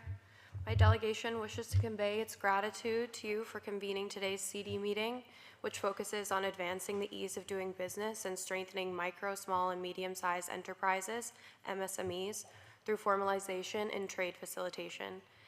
As outlined by our distinguished panelists and fellow member states, MSMEs form the backbone of our economies in the Americas. They provide employment opportunities and foster innovation. The Bahamas recognizes the importance of MSMEs toward building sustainable economic growth and development. The Bahamas has worked to strengthen the ease of doing business by digitizing some of its processes, including company registration, licensing, and VAT tax filing. Despite the implementation of some of these measures, MSMEs continue to face significant challenges that limit the ease of formalization and participation in trade. In the Bahamas, SMME formalization and ease of trade is largely hindered by fragmented systems, high costs, and our unique geographical landscape. Our family islands face heightened trade challenges due to transportation difficulties and digital connectivity barriers. Chair, to address these realities, we wish to note 3 areas of consideration to improve access to trade and formalization of MSMEs that were highlighted by the Bahamas' Small Business Development Center and the Bahamas' Chamber of Commerce based on the session's guiding questions. 1, incentives for formalization. Entrepreneurs are more likely to enter the formal economy when the mechanisms are accessible and tangible. 3 potential areas to provide incentives for formalization include 1, simplified business registration and tax incentives such as fee waivers, microloan programs, and grants can encourage entrepreneurs to formalize their businesses, particularly in industries such as agriculture, fisheries, ecotourism, and culture. 2, anchor linkages that connect MSMEs and well-established companies such as government procurement systems, hotels, and cruise industries. The partnership would become a prerequisite for opportunity and benefit MSMEs by increasing access to capital, creating strong relationships, and enhancing the financial profile of the MSME. 3, a robust trade diversification policy encompassing bilateral arrangements, free trade zone benefits, and relaxed importation restrictions could extend trade opportunities to rural communities such as our family islands. Our second recommendation, ease of trade for MSMEs. MSMEs require simplified and transparent procedures that are easy to navigate. Procedures that comply with global standards should be provided in a step-by-step format. The government of the Bahamas currently provides a trade portal for businesses to use. The portal acts as a cross-sectoral platform for information sharing. Expanding the trade portal into a full single window for MSMEs could facilitate streamlined documentation, tariffs, and export requirements. The trade challenges of the Bahamas are unique and would require unique solutions. We look to our regional partners such as CARICOM and OECS for best practices to improve our customs processes and trade portals that focus on MSMEs. 3, digital tools and connectivity. Digitization remains a structural challenge for MSMEs, especially in our rural out-islands, and it is further acknowledged that digitization is one of the most effective tools for overcoming geographical barriers. Some tools to enhance MSME competitiveness are e-commerce marketplaces, AI-driven tools, and digital certification traceability. Capacity building through national and regional hubs can help MSMEs improve digitization through literacy programs, website design, and e-commerce readiness. Chair, while the Bahamas has made significant progress in simplifying its processes for MSMEs through the digitization of certain procedures, there's much to be done to further ease the process of MSME formalization and participation in trade. We are pleased by the discussions today and look forward to further work within the OAS framework that would seek to reduce the barriers that limit the participation of MSMEs in trade in the region. Thank you, Chair.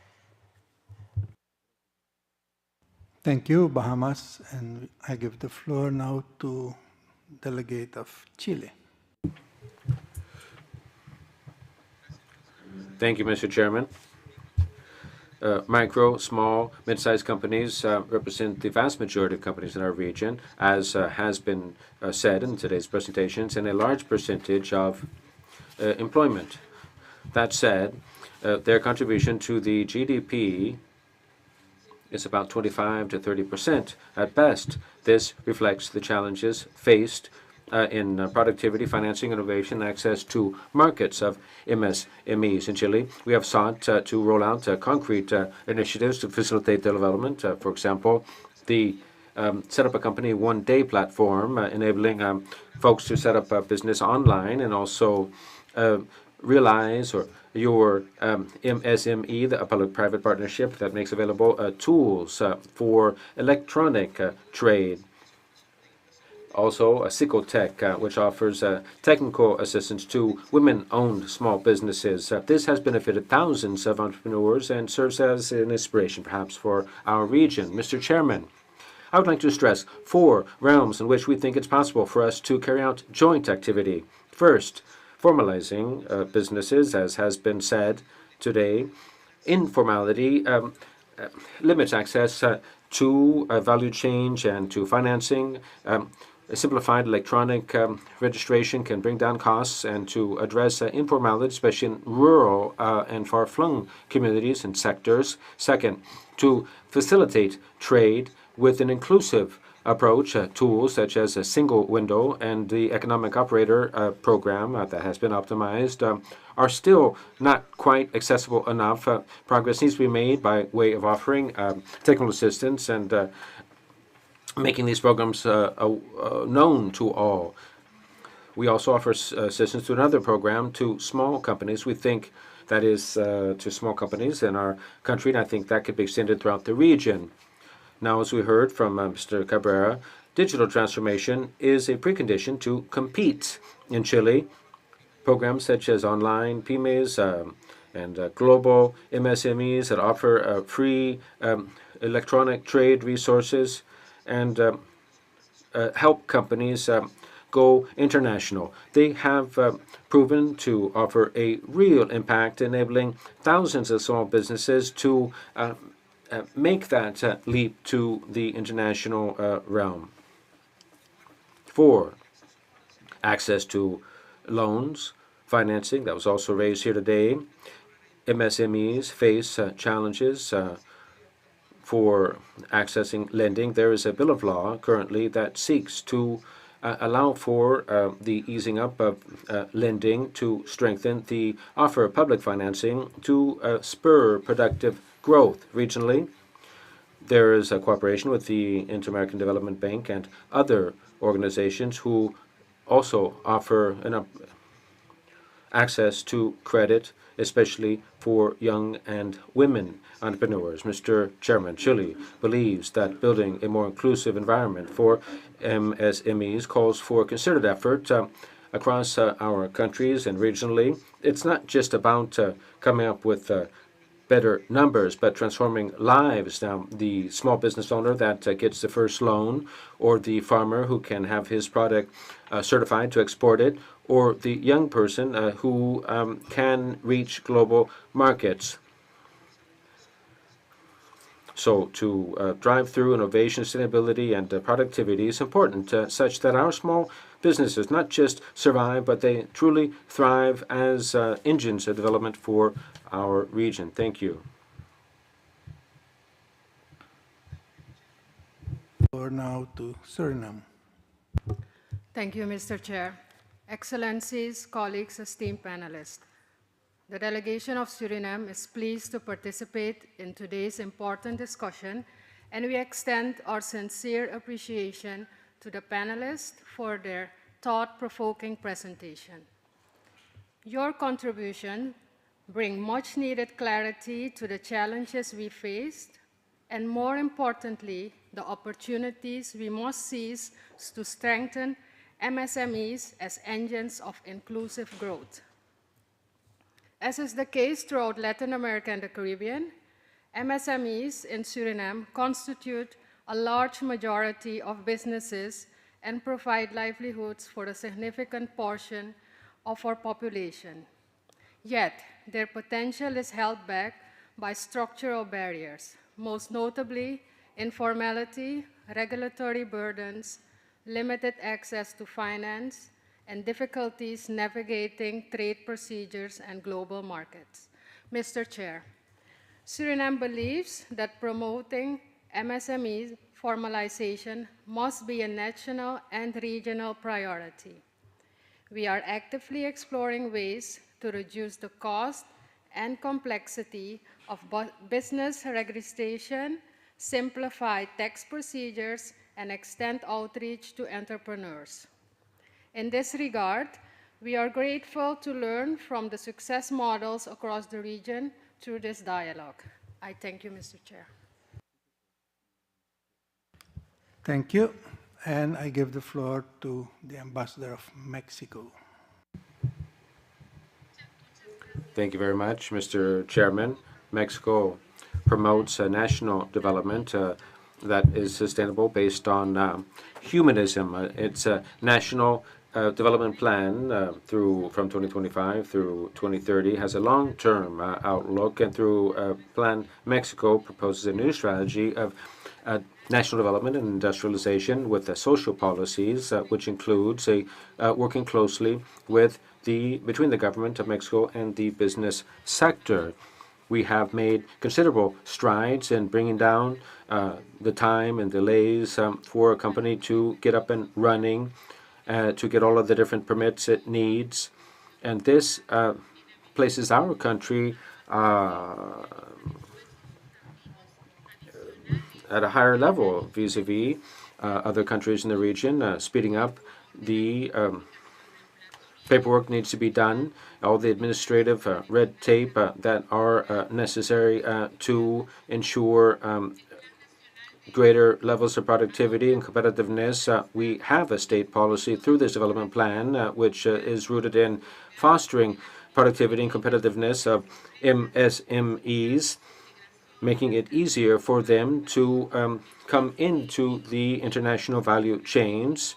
The purpose of the Plan Mexico is by 2030, 30% of these businesses will have access to formal lending options. Last February, the MSME Fund was started by the President. More than 99.8% of companies in our region are indeed MSMEs, with nearly 5 million of them, and they produce 52% of the GDP, employing 27 million people. That is 68.4% of the entire labor force.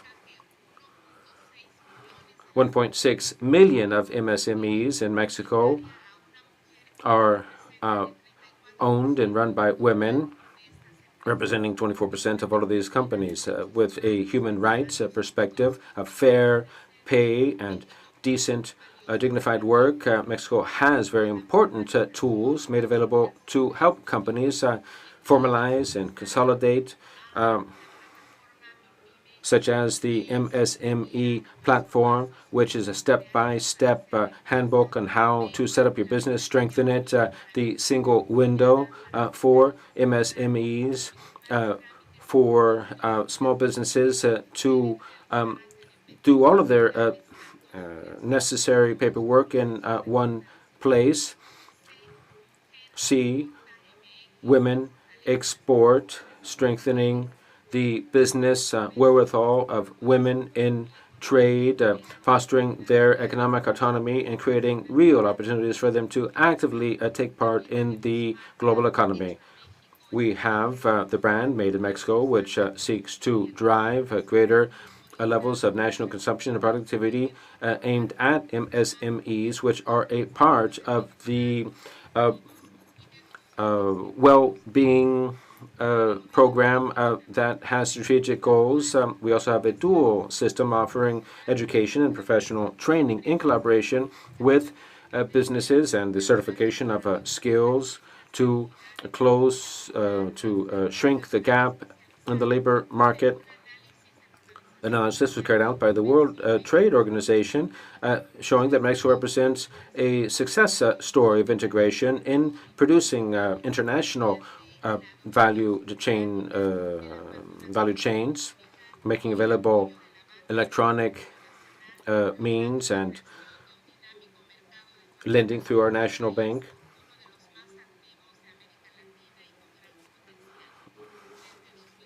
In 2006, when Mexico ratified the agreement on trade facilitation of the WTO, Mexico has been in compliance and ensures that there be the best cooperation between customs authorities and other authorities offering technical assistance, creating skills and capacity, which makes it possible for businesses to conduct their business electronically. Mr. Chairman, it's necessary for our region to establish public policies geared toward the future, driving greater access to formal lending and technological upgrading and the reducing of red tape. We have already, or city has already floated a number of programs to this effect. In the 8th Inter-American Dialogue of high-level authorities of MSMEs, as a case in point, these businesses need conditions that would make it possible for them to come into the fold of formal businesses, to come into global value chains. That is necessary, and for this, there has to be exchange of good practices. That has to be the common denominator for us to achieve this. Thank you very much. Thank you, Ambassador of Mexico. You have done a lot of, have made a lot of progress there, and we can learn a lot from them. I give the floor now to Argentina.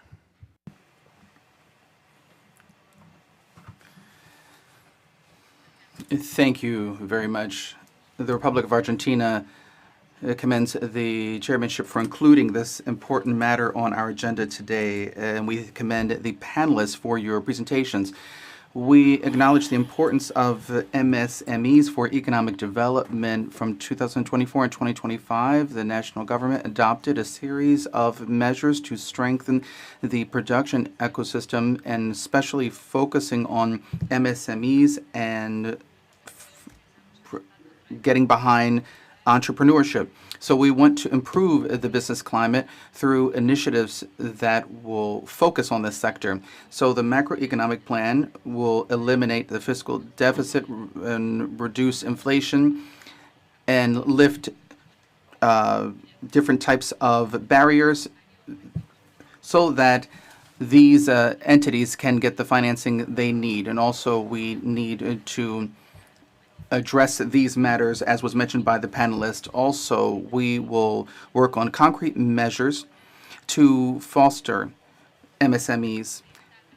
For example, reducing the exporting fees, and also preferential access for MSMEs getting into the foreign market, improving the one-stop shop window for foreign trade, and opening new markets and improving competitiveness and tax information. Also, we are focusing specifically on working with MSMEs and entrepreneurs and improving their knowledge. So we believe that this reflects our commitment to a more predictable macroeconomic atmosphere, as well as easing processes that will help the MSME sector. So we reiterate our commitment to this important matter, as well as improving and exchanging best practices in our region on this matter. Thank you very much. Thank you, Argentina. And I give the floor to Brazil. Oh, Peru, okay. Mr. Chair, Peru commends the CD and the Secretariat for having included this as a central matter on our agenda, that is the MSMEs. These are drivers of economic development in the Americas. 40 years ago, almost 40 years ago, Peru published a study on another path, and quickly this turned into a classic for contemporary social sciences. According to this work that was published, the informal economy must be properly channeled for developing countries, reducing the cost of formality, taxes, and administrative regulation. Using these ideas, in Article 69 of the Peruvian Constitution, we established the responsibility of the state to promote MSMEs in all of their facets.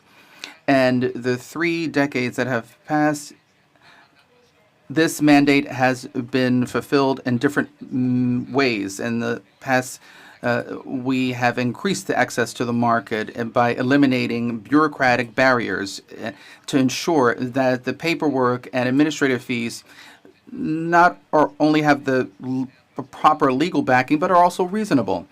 At the beginning of this century, we created a MIPE or SME framework, and this facilitated the creation of a formal market that was a key. Most recently, Peru implemented a one-stop shop window to help citizens, and this was important for foreign trade as well. This allows the MSMEs to reduce time and effort when they are dealing with foreign trade. Also, Peru introduced a tax framework to facilitate tax compliance, and this had to do with simplified tax declaration requirements. So our program, Mi Peru, has allowed the MSMEs to be providers to the state, while Reactiva Peru has allowed them to achieve credit to achieve capital for innovation. Also, the MSME to the World platform is offering training on exporting. Also, through Innovative Peru is the name of this program. They are providing technical assistance and training on digital business management and digital trade. And the focus there are business-led companies and youth-led companies. These measures have had encouraging results and comes to reducing administrative cost, and it's improving exports of our MSMEs. Today, they are offering 70% of informal employment in Peru. So regional cooperation as part of the OAS should include joint programs of technical assistance and including MSMEs and including the regional value chains. We should harmonize our work. It should be cross-border, and it should be mutually beneficial, and we should be able to improve the development of our region. Thank you very much, Mr. Chair. Thank you for that proposal also for joint programs. Now I give the floor to Brazil. Muito obrigada, senhor. Thank you very much, Mr. Chair. Brazil commends also the briefings from the panelists. They have provided a great deal of important information. To address this matter, I have the honor of presenting the head of entrepreneurship of MSMEs in Brazil, Ms. Mancini. And I now give Ms. Mancini the floor.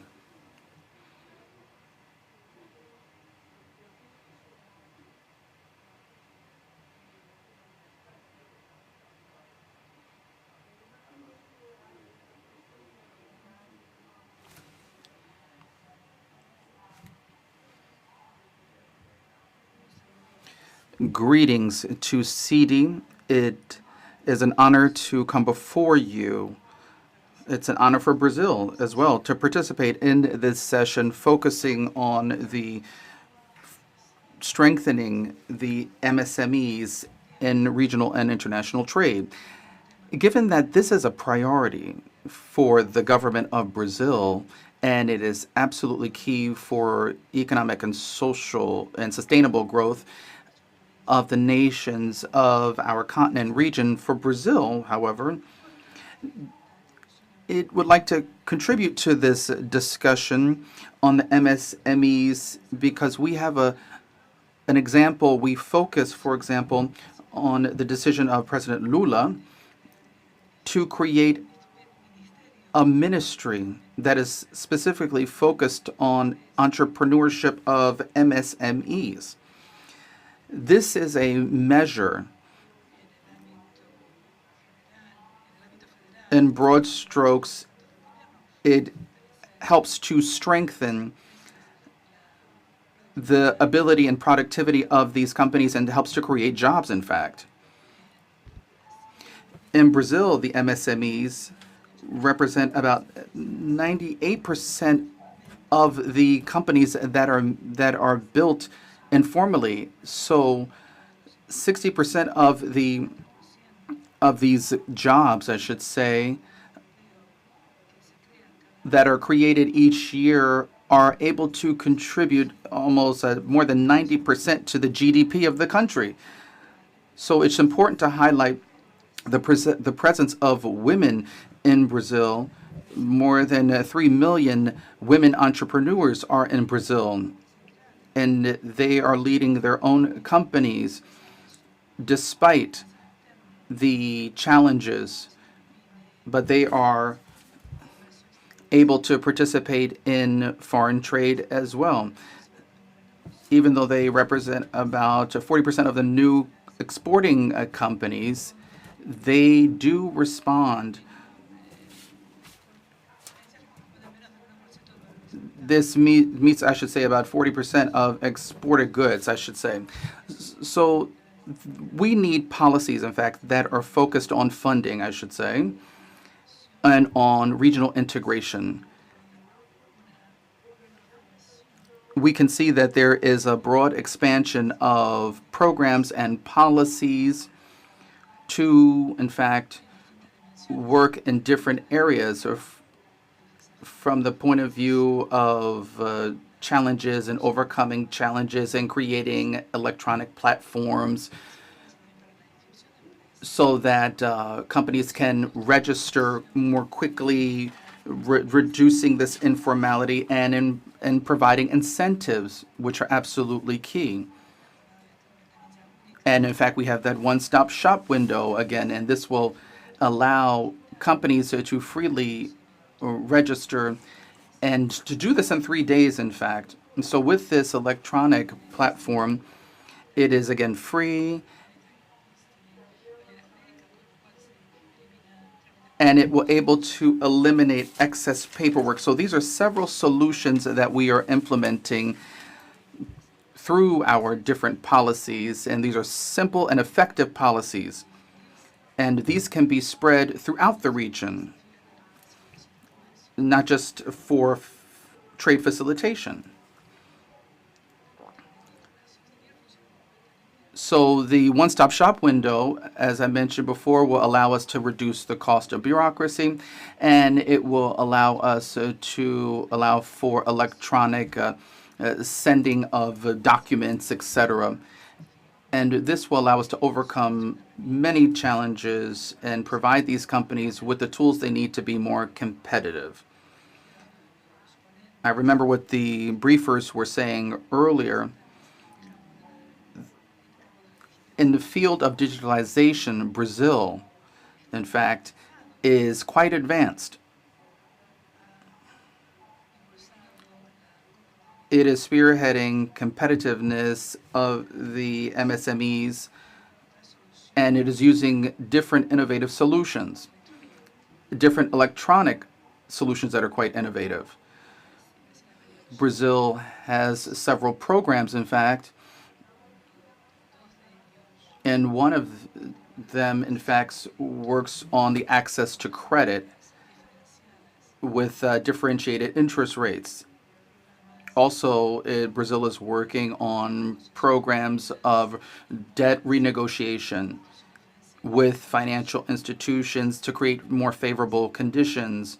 Also, Brazil is working on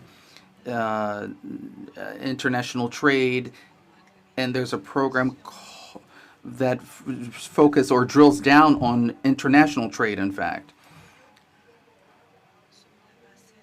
So this is all being done to promote greater participation of these companies in the value-added chain and to increase their development and to cultivate greater understanding between countries. And this, of course, will allow us to grow this sector of the MSMEs.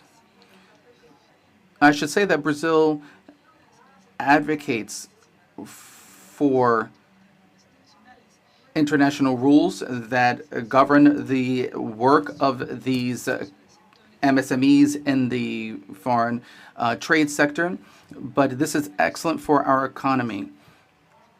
For example,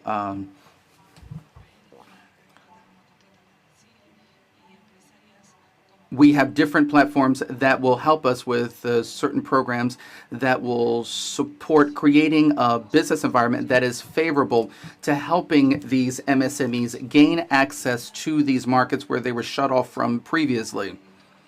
And it will help them with credit and education. So these entrepreneurs will benefit from these efforts.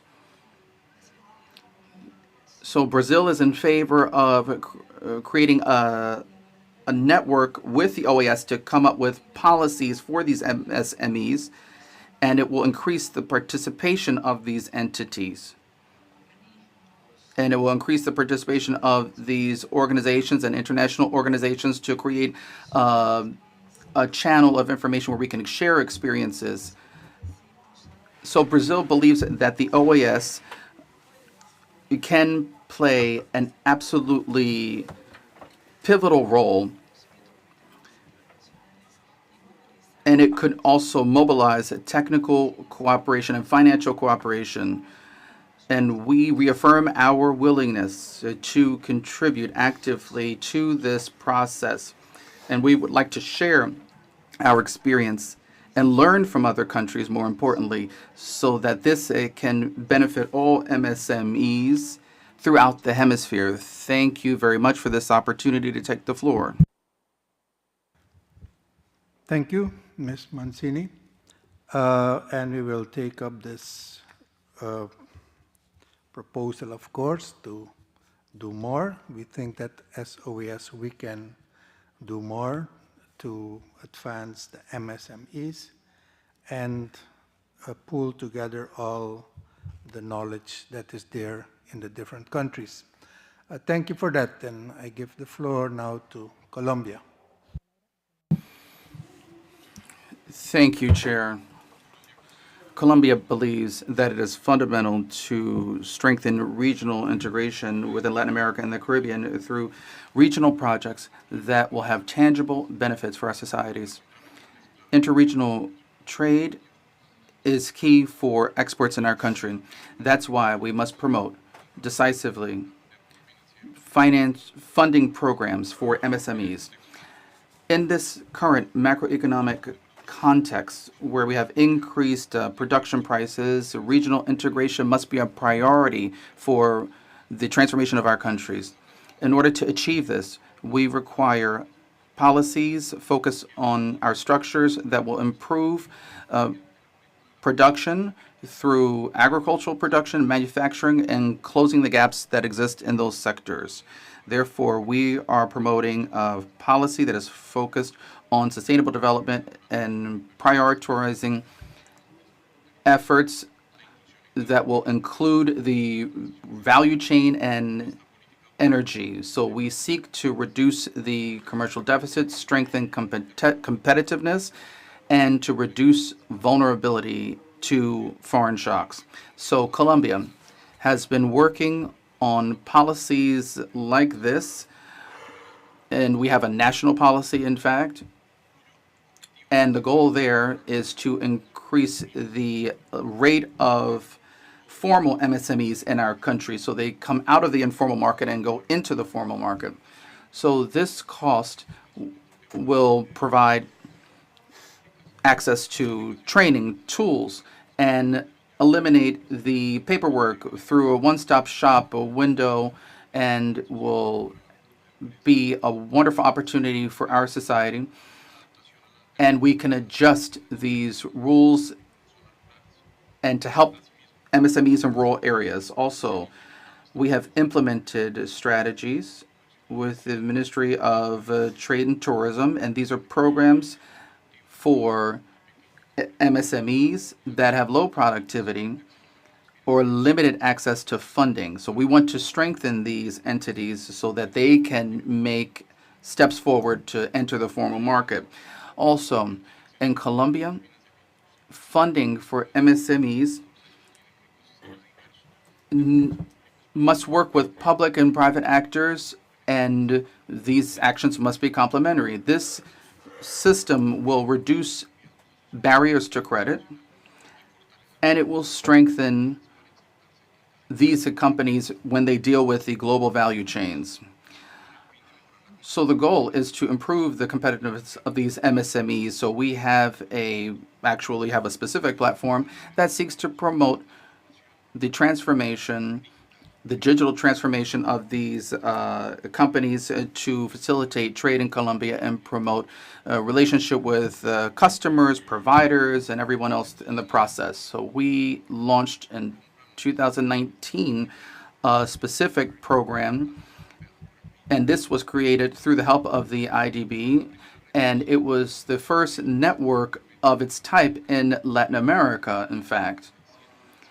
And it had more than 1,500 small companies registered in this network, and they were able to improve their national investments. So through national reindustrialization policies, the platform was updated, and it was able to help the production of these MSMEs through our Ministry of Trade. Finally, we would like to highlight that these national efforts have to be supported with joint work in the region. This is the only way that we can create spaces that are interregional. Therefore, normative harmonization is key. Best practices that are shared is key. So international norms that facilitate access of these MSMEs to foreign markets are a key. So without these favorable conditions, it's impossible to bring about positive results. So we need the hemisphere to continue going down this path and to include this matter on the agenda often so that we can make efforts along this path. Thank you. Thank you, Colombia. And I give the floor now to Guatemala. Thank you, Mr. Chair, distinguished representatives, ambassadors, delegates. We commend the convening of this thematic meeting and the valuable briefings and the perspectives and the talks about the challenges that we all share. We know that the MSMEs are the pillars of our social fabric. They generate jobs, territorial development, and they are a wonderful opportunity for economic and human growth. As a part of building a regional roadmap, we believe that this dialogue should respond to the following pillars that are reflected in our national policy on the development of MSMEs 2024-2028. So we need to have a favorable framework for MSMEs. We need to facilitate training of entrepreneurs. And number three, we need to improve competitiveness so that these MSMEs can get into the foreign market. We believe that we need a favorable business market that promotes formalization and allows these companies to scale up and to create great economic impact. Therefore, we have promoted reforms, and we have a law on administrative simplification that gives us an agile window or a one-stop shop window that will allow us to communicate with rural areas, in fact.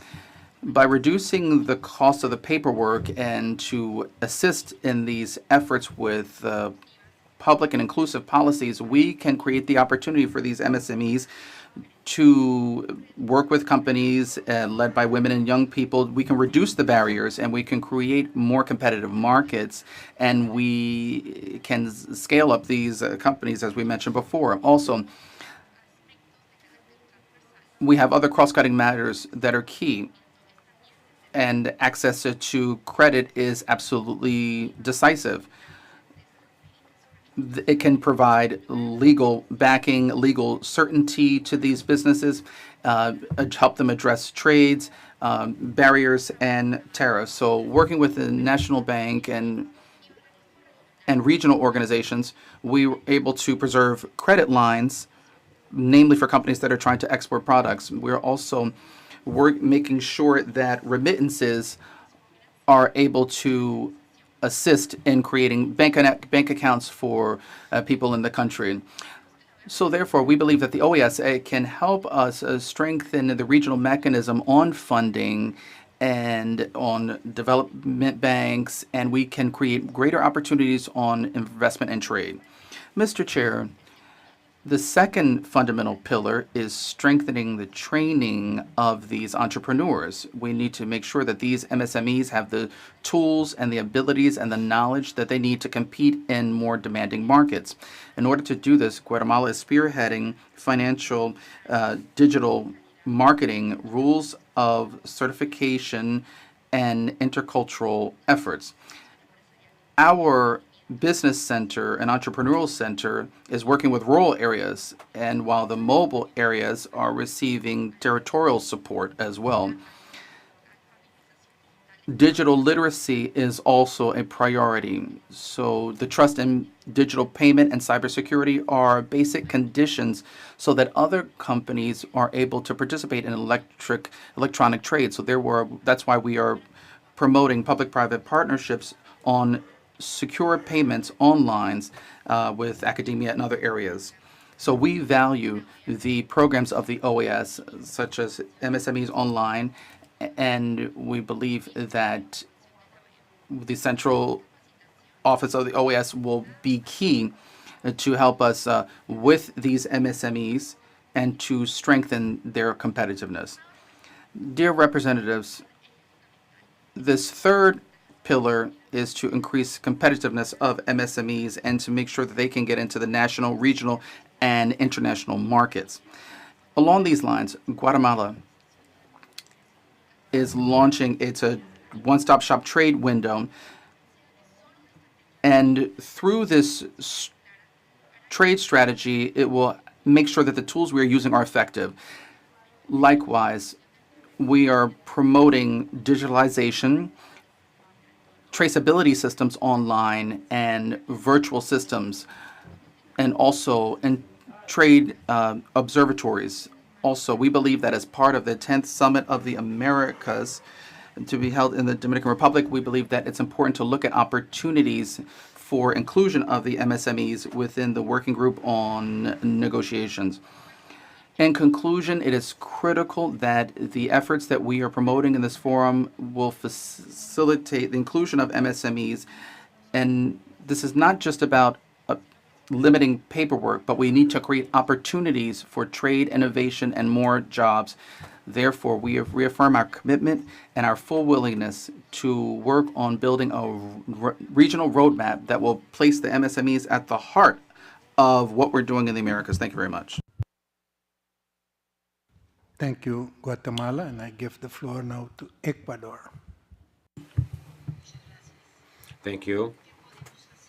What can we do to contribute from this meeting for the development of MSMEs? The Republic of Ecuador came here to listen and also to thank the speakers for their very worthwhile remarks, which without a doubt contribute to building this roadmap to enhance trade in the Americas and states to help them share their best practices and the progress they have made. For Ecuador, this debate is very important because more than 90% of our businesses are made up by MSMEs, responsible for close to 60% of formal employment.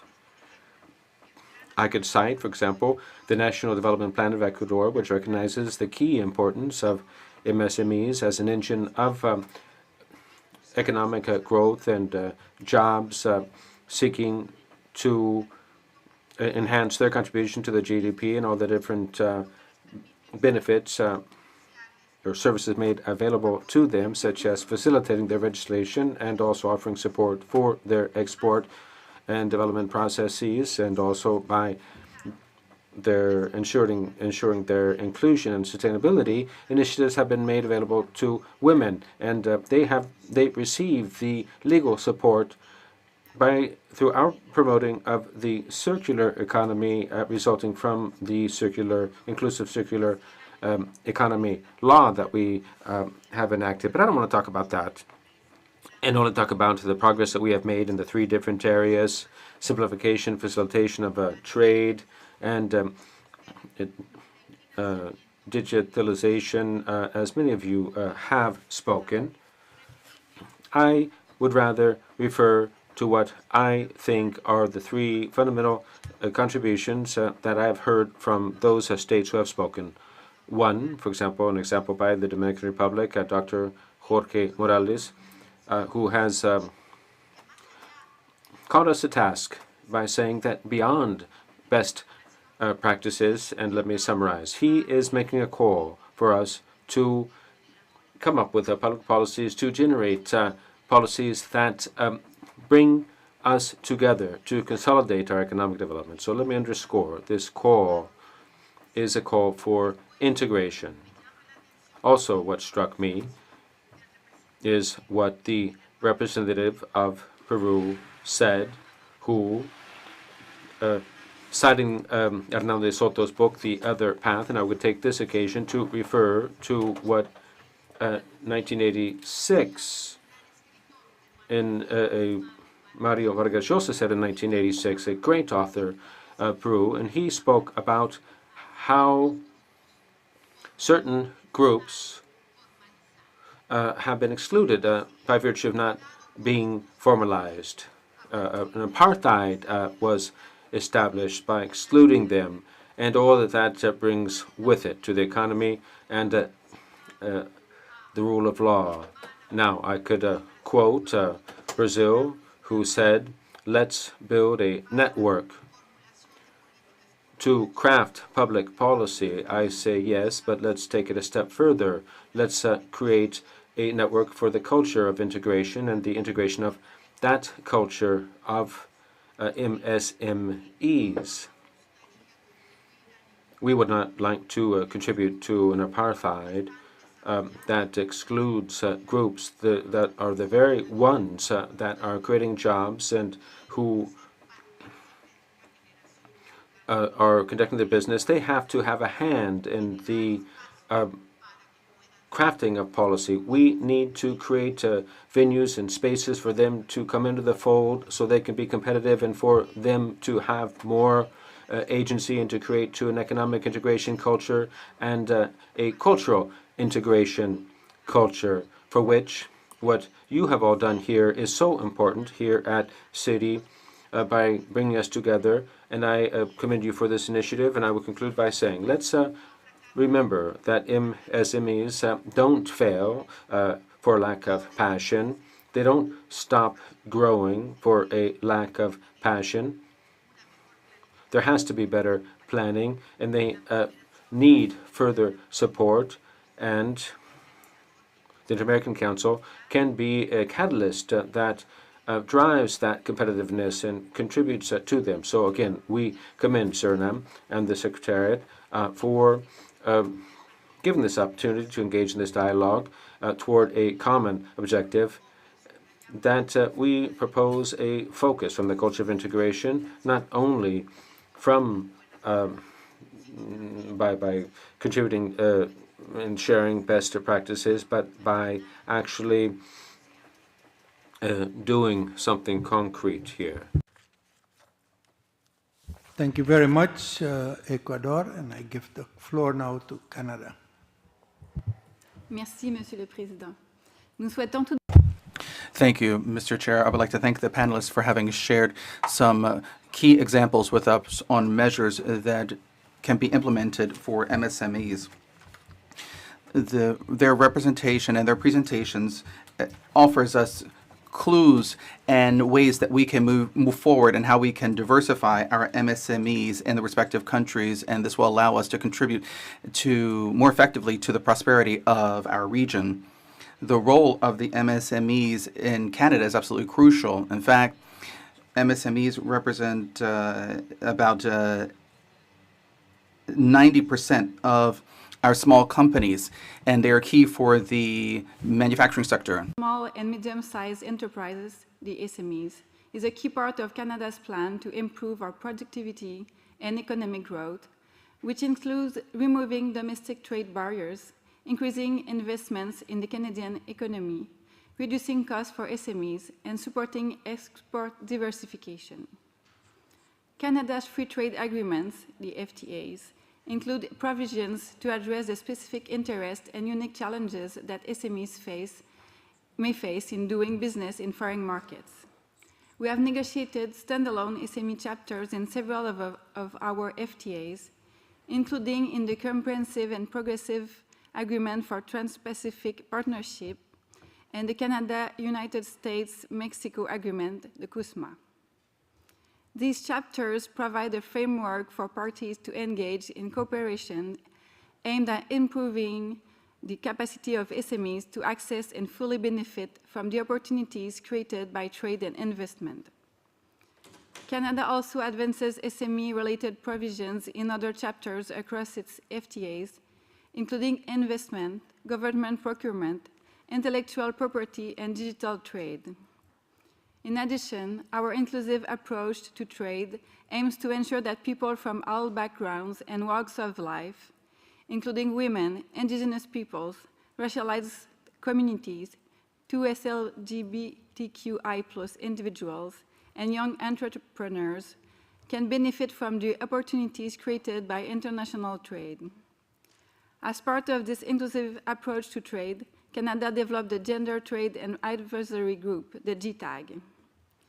GTAG provides a forum to receive feedback on trade and gender chapter provisions for trade agreements, which seek to promote access for women to trade and to advance gender equality and other gender-related objectives in our FTAs. Canada also engages closely with Indigenous peoples, Indigenous organizations, and business associations through iTrade.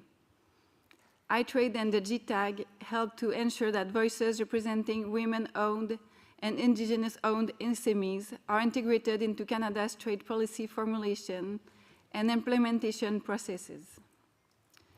We recognize the value of continued dialogue among member states of the OAS to exchange perspectives on possible policy and programmatic approaches that could help address the challenges facing SMEs. Canada sees potential in strengthening cooperation through voluntary platforms such as joint working groups or technical exchanges, where good practices and lessons learned can be shared.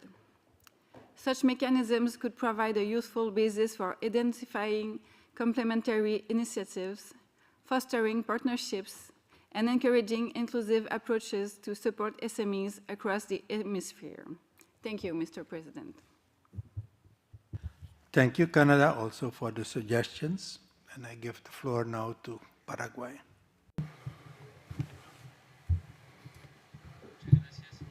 Thank you, Mr. Chairman. The delegation of Paraguay would like to express thanks for the convening of this session, and we welcome the opportunity to share experiences about the formalizing of MSMEs within the context of dialogues about the mechanisms for facilitating trade in our region. In the case of my country, MSMEs are an essential pillar of our national economy, representing 98% of economic units, generating 75% of jobs. That calls for public policies that would facilitate their productivity, formalization, and access to strategic services. To that effect, the government of Paraguay recently enacted Law 7444 of 2025, which broadens the legal framework of offers support to MSMEs. This assigns the ministry to the Ministry of Industry and Trade the responsibility of keeping an official database and to facilitate preferential access of those businesses that are registered to compete for public procurement with requirements are simplified and new measures have been established to ease access to lending, all to bring more than 400,000 businesses into this registry and to consolidate a more inclusive environment in this sector. At the same time, access to lending is a priority. The National Development Bank has made available specific funds for MSMEs with soft loans made available In 2024, another program was launched to often lending guarantees through Paraguay's guarantee fund and the guarantee fund for women. Thanks to these instruments, the path is open for many companies that don't have sufficient collateral to take out formal loans, fostering their growth. Mr. Chairman, Paraguay believes that the strengthening and formalization of MSMEs is essential for greater competitiveness of the Americas.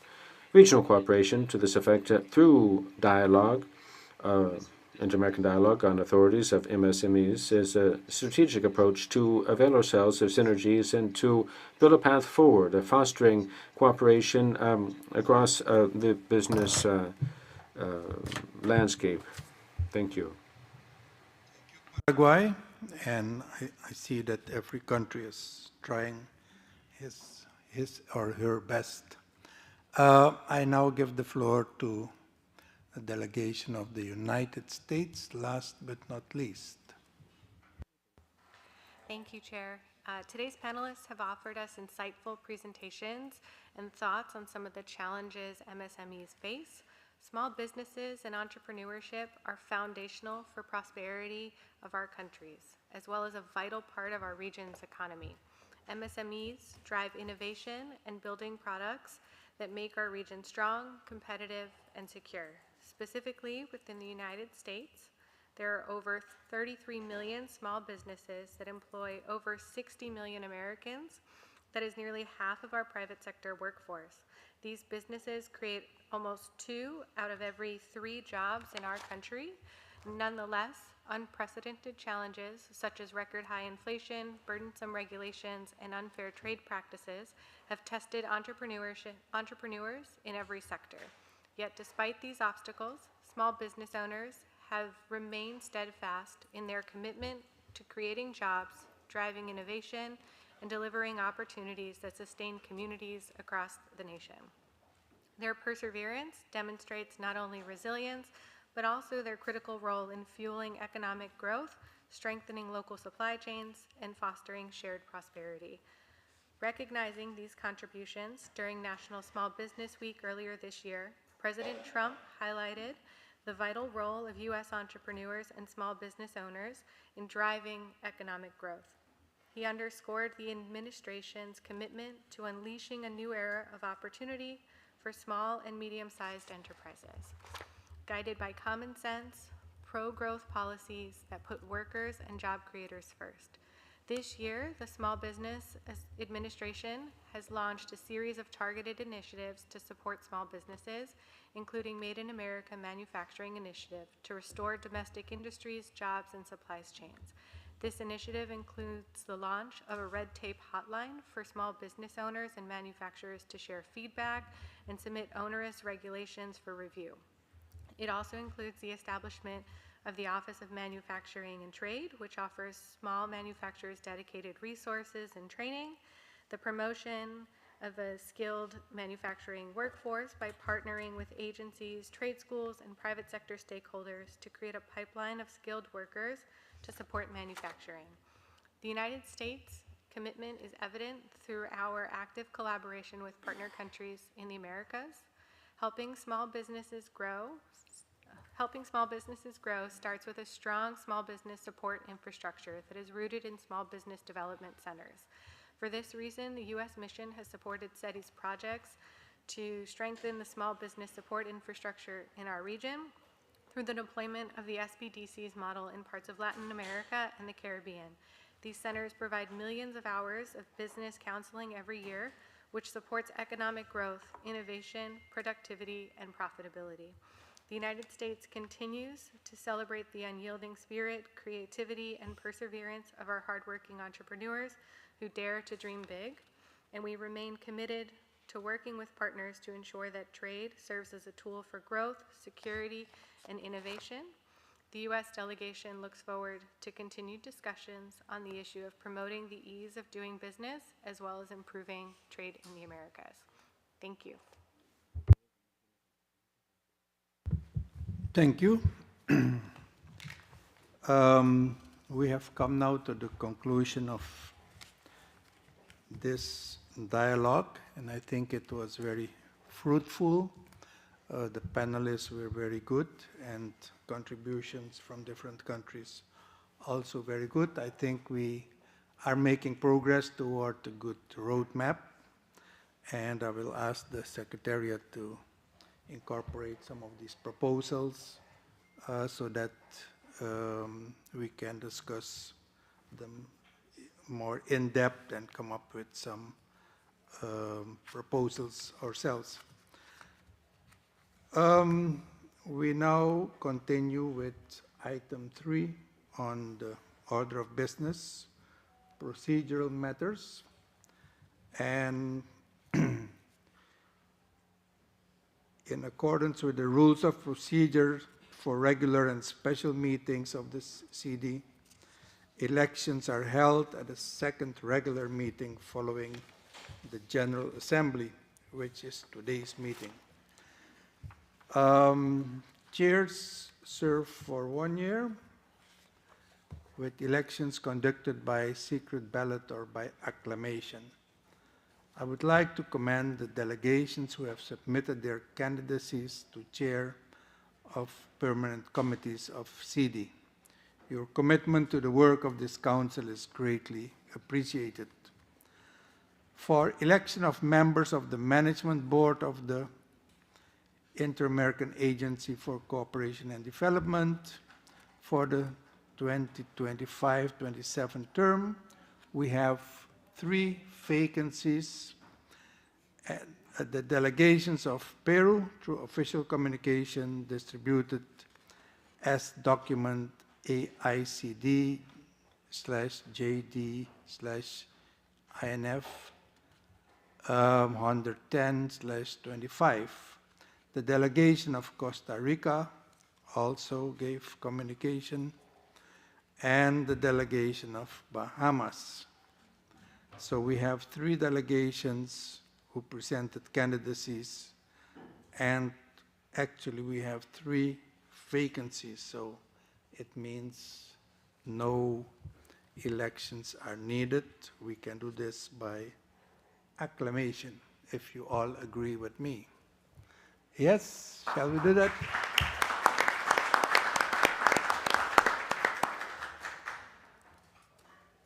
Okay, so that is approved, and I offer the floor to those who want to say something. Costa Rica is first. Thank you, Mr. Chairman. I'll be brief. On behalf of Costa Rica, I would like to express our thanks to the member states for the appointment to be on the Management Board and the American Agency for Cooperation and Development. We take on this responsibility with a feeling of commitment. On behalf of my delegation, I reassert our interest to continue contributing and strengthening the mechanisms of democratic cooperation in the hemisphere. I recognize that those countries that are leaving set the bar very high. I thank you very much for your hard work during your term. We agree with them and with all the member states when they say that the role of the Inter-American Agency for Cooperation and Development plays a key role in promoting integral development and sustainable development throughout the region. It's an honor for us to be able to contribute in this very worthwhile venue toward the compliance or following through with the strategic goals and the plan of action for the cooperation of 2024 to 2027. Mr. Chairman, we reassert our Costa Rica's commitment to integral development and to jointly finding and building solutions to regional challenges through effective, inclusive, and sustainable cooperation. Thank you very much. Thank you, Costa Rica, and I give the floor to Peru. Thank you very much, Mr. Chairman. We would like to celebrate the selection of the 3 members for the Inter-American Agency for Cooperation and Development for 2025-2027. Peru recognizes the key role of regional cooperation as an engine for shared development and reasserts its willingness to continue contributing actively to it by sharing our experiences and best practices to the benefit of the entire region. We extend our best wishes to the new members of the management board and they're fulfilling their role. Thank you. Thank you, Peru. And I have to congratulate delegations of Peru, Costa Rica, and Bahamas on your election, and we look forward to a productive 2 years of work. We now turn to the Committee on Migration Issues. The delegation of Panama presented its candidacy of Ambassador Ana Irene Delgado to chair the committee through official communication, which was distributed as document CD/CAM CD-INF 127/25. I offer the floor to delegations wishing to address the Council on this matter. If there are any. If not, then I propose that we approve the candidacy of Ambassador Delgado of Panama as chair of the Committee on Migration Issues for the 2025-2026 term. However, the permanent mission of Panama is informed that Ambassador Delgado is out of office. I therefore propose that the formal acceptance for the position of chair of the CAM be moved to the CD of next month, September the 30th. Yes, if there are no objections, that's approved. Congratulations in any case to Ambassador Delgado, and we are pleased to have her at the helm of CAM. For the Committee on Partnerships for Development Policies, COP, the delegation of the Dominican Republic presented Ambassador Ana Idalia Castellanos for the chair of the committee through official communication distributed as document CD/INF 671/25. I offer the floor to delegations who wish to speak toward this matter. And I see El Salvador, you have the floor.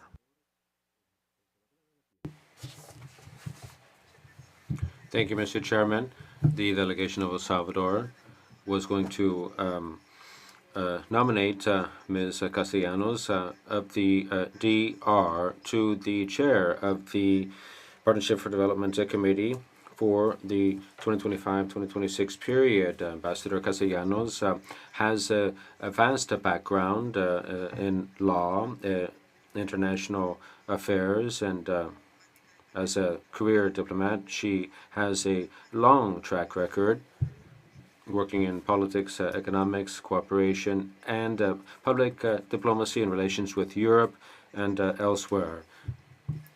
She stands out in the multilateral arena as coordinator of CELAC and Minister Counselor at the UN, among others.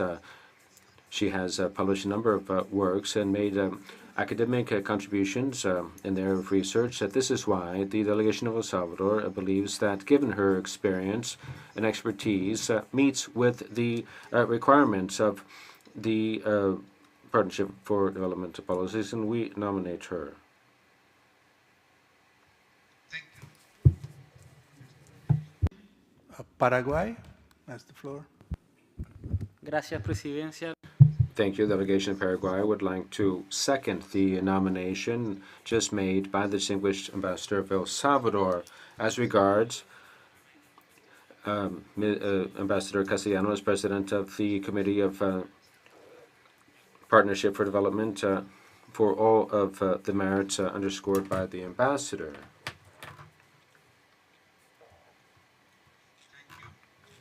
No objections. I propose that we approve Ambassador Castellanos as chair of the Committee on Partnerships for Development Policies for the 2025-2026 term by acclamation.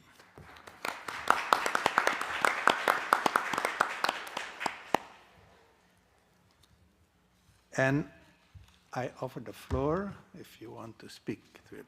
Yes. Gracias, Presidencia. Thank you, Chairman. I thank the delegation of El Salvador for having nominated me to hold the chairmanship of the committee, to chair the Committee of Partnership for Development Policies, as well as the delegation of Paraguay that seconded that nomination. All the distinguished delegates for your support. I would like to reassert that the Dominican Republic is committed to the pillars of the OAS, especially to the work of the Committee on City, which will be the hallmark of this new responsibility. I fully take on, with full willingness, to contribute to that which we can do to strengthen the mechanisms of development through an inclusive effort that's result-based and to drive through initiatives to further integral development, which for it to be a space or venue of dialogue to the benefit of our peoples. Thank you all.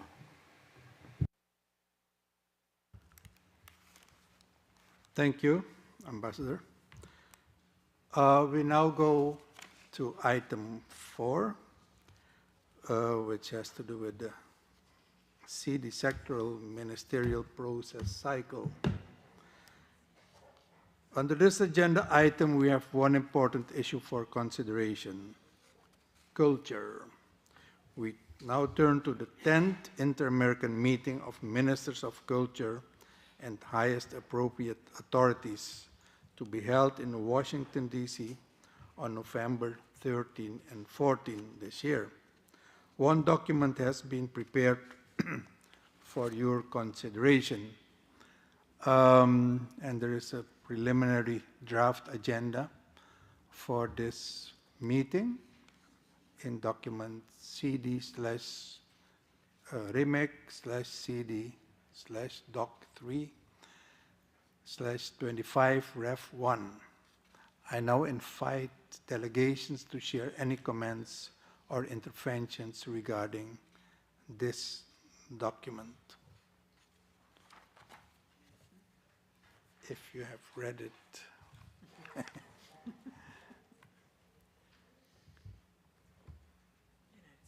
United States, you have the floor.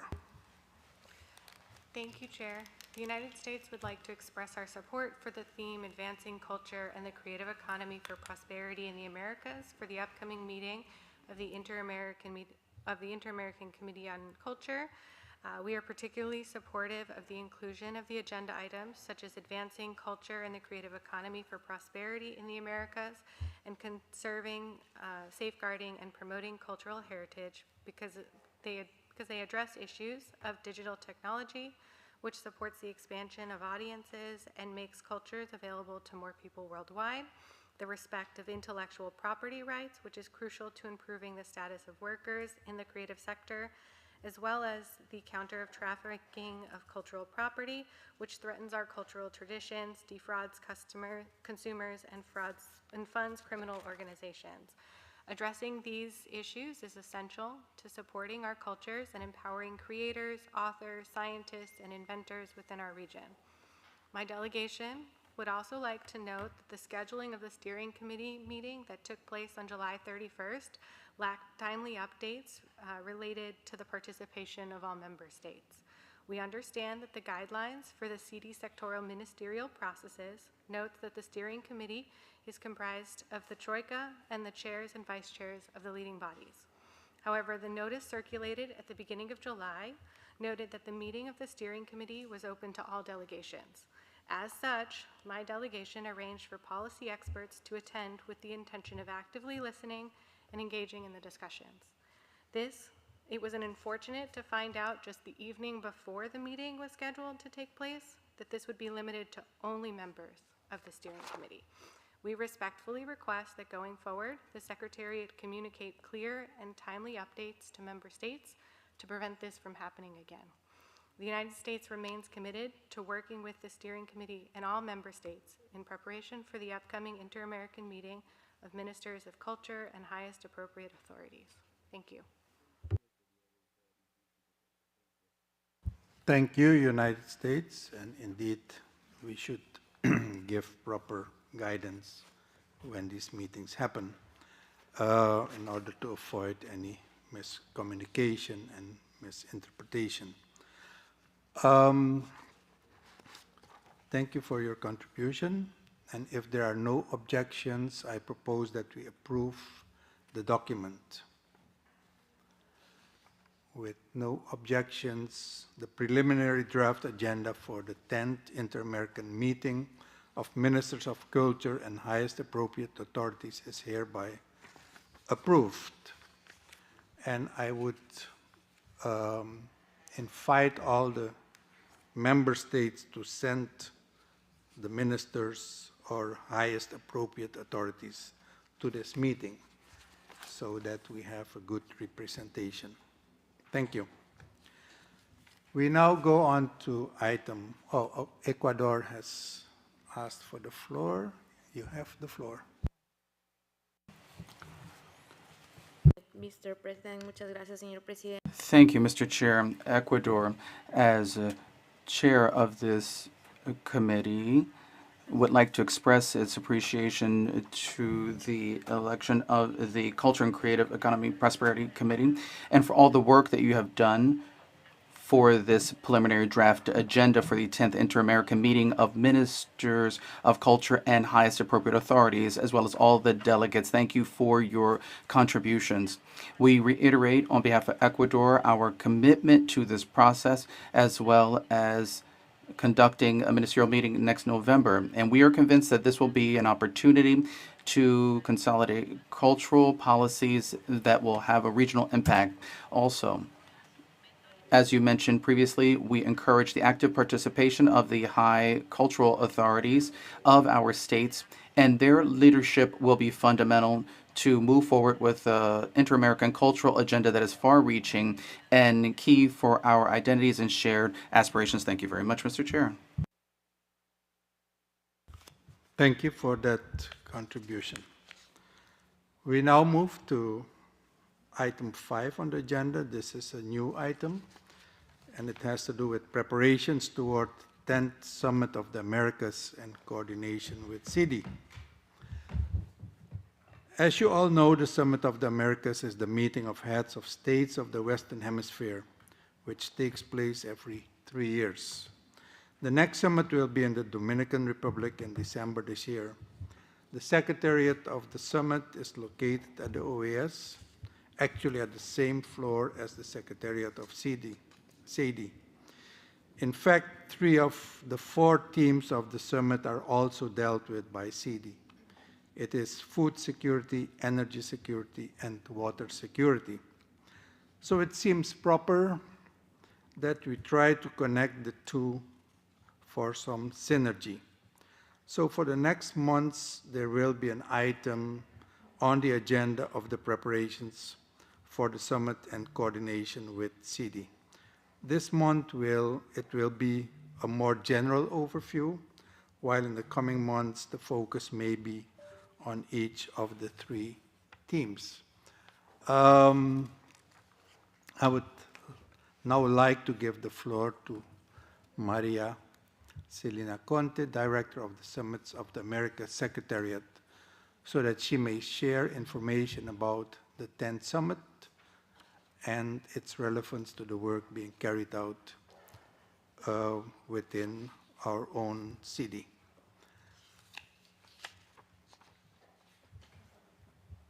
Yes. Thank you, Mr. Chairman, permanent representatives, delegates, and colleagues of the General Secretariat. On behalf of the Summits of the Americas Secretariat of the OAS, I would like to thank you for the opportunity to address this Council and present an update of the preparations for the 10th Summit of the Americas, which will take place in Punta Cana, Dominican Republic, in December 2025. I will also share some aspects related to the coordination between the summit's process, including the 10th Summit and the work of CITI, highlighting opportunities to strengthen synergies. The 10th Summit process is led by the government of the Dominican Republic, chair of the 10th Summit of the Americas. I will switch into Spanish. Since its inception in 1994, the Summit of the Americas has established itself as the main hemispheric forum for discussing common challenges, reaffirming shared values, and adopting concerted actions. It has been key in the modernization and strengthening of inter-American institutions, particularly the OAS, which is the repository of many of the mandates emanating from the summits. The OAS Summit Secretariat is the technical secretariat and institutional memory of the summit process, and as such provides assistance and advice to the presidency and the states in all phases of the process, and serves as a technical secretariat of the Summit Implementation Review Group, the main executing body of the summit process, and the Joint Summit Working Group, composed of 13 international and regional organizations, including the OAS, as well as coordinates and participation of civil society and social actors in the summit process. Regarding the state of preparation for the 10th Summit, we are following broad consultation initiated in 2024 by the presidency of the 10th Summit with the states and with the contributions from the different institutions, civil society, private sector, and other social actors. On February 20th, 2025, the presidency announced the summit's theme, Building a Secure, Sustainable, and Shared Prosperity Hemisphere. And this was supported by a concept paper. And during the first regular meeting in 2025 in Washington, D.C., the agenda focused on basically human security from a multidimensional perspective, with an emphasis on 4 dimensions of human security, that is, citizen, food, energy, and water security. These are interdependent dimensions.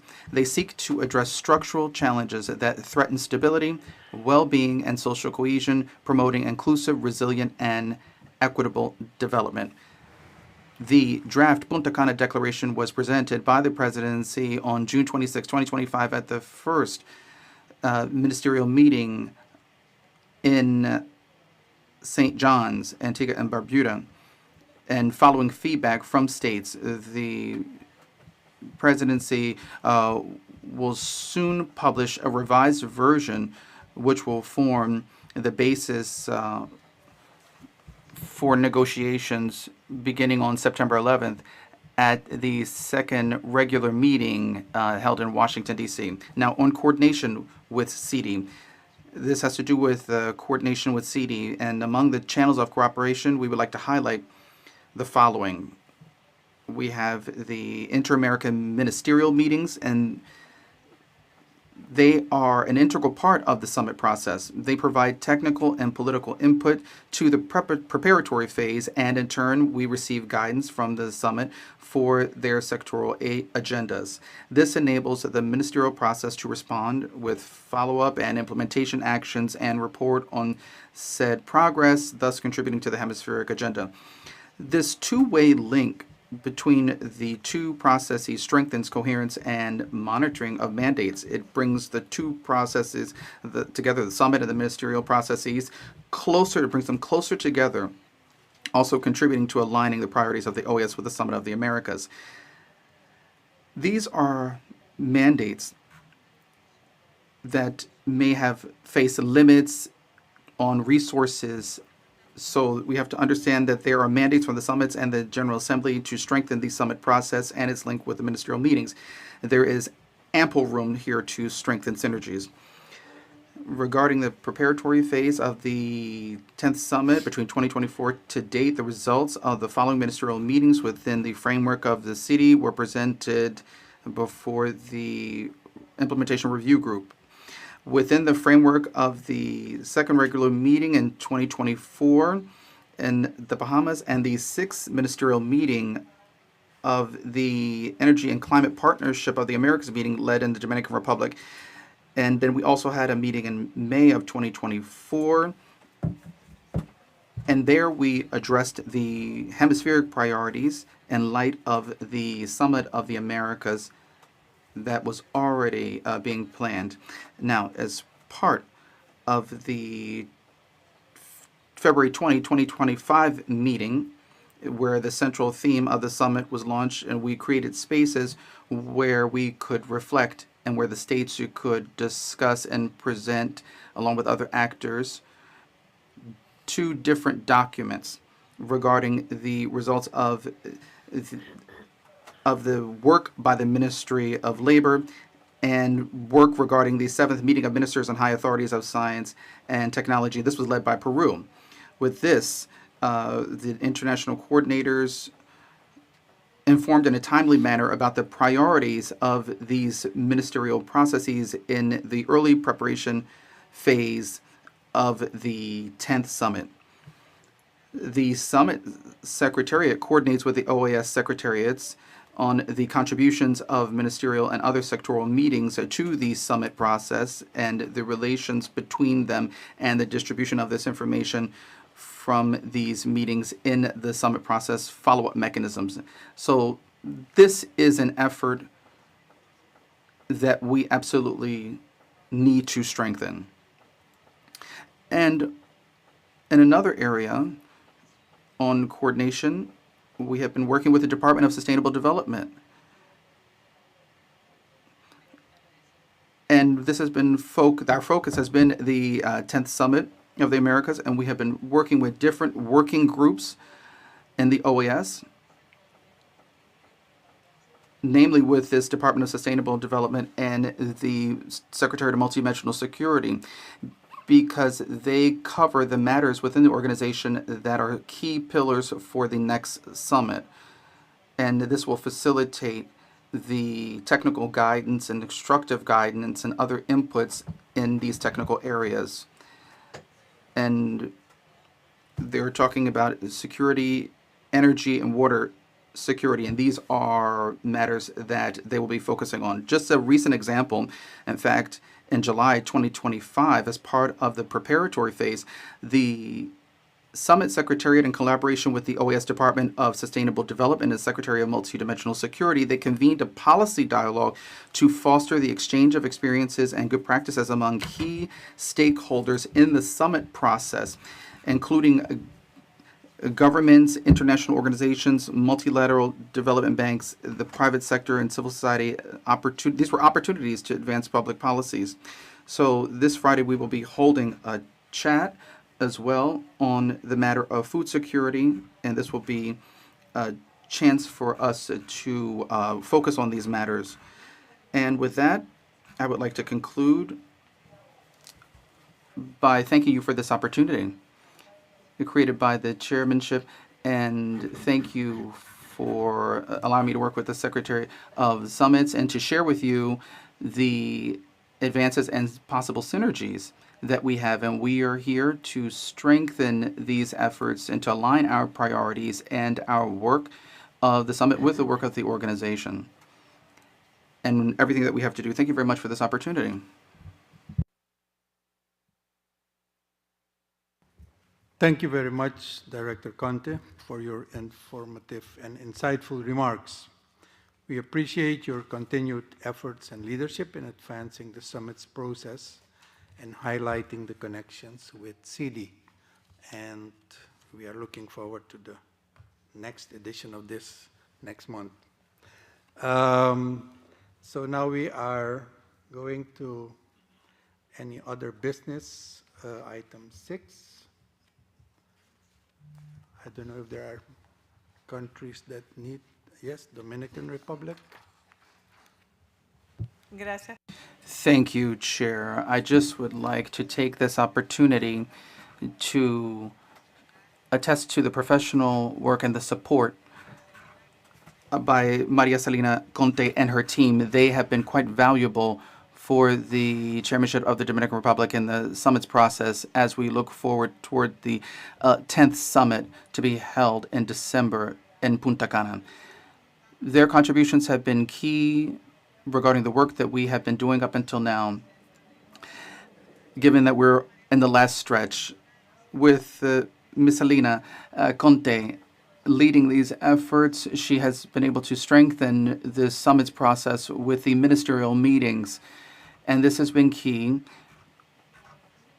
And we believe that it is absolutely enriching for us. So we would like to remind all of you, as Ms. Conte reminded us, that the next BRICS meeting will be held on the 11th of September here in Washington. And the verbal note regarding the convening of this meeting has been issued, and we hope that all of the national coordinators will be able to attend. Thank you very much. Thank you. And indeed, we have to, the summit is important and we are all involved in it. And we should all attend and make sure that our headquarters attend as well. Good. With respect to other matters, colleagues, we have concluded all other agenda items for today.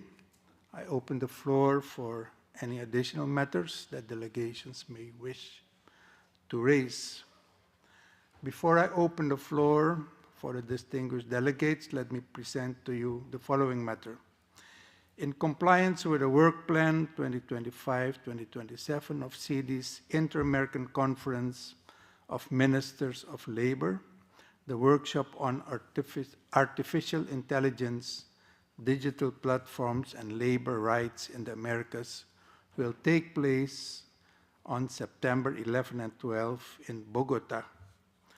The event will bring together representatives of governments, workers, employers, and international organizations to exchange experiences, analyze, and provide policy recommendations on the impact of AI on employment and skills, its application in the modernization of labor administrations, the protection of labor rights within digital platforms, and the role of ministries of labor in response to these developments. For more information, please contact the Technical Secretariat in the Department of Human Development, Education, and Employment of CD. So don't forget that this is an important workshop on AI. AI is getting more and more important. Yesterday I was at an informative meeting at the State Department with all ambassadors, and the US was explaining what the potentials are to work together on models and applications and so on.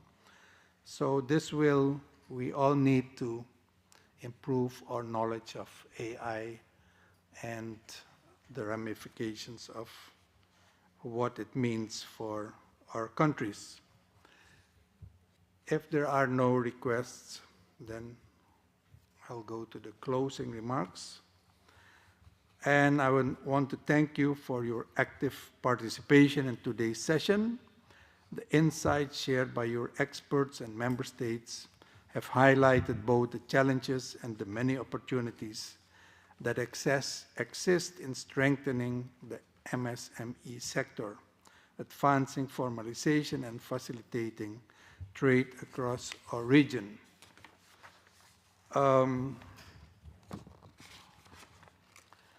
As we move forward, let us continue to collaborate in building more inclusive, resilient, and enabling business environments, ones that empower entrepreneurs, foster innovation, and drive sustainable growth.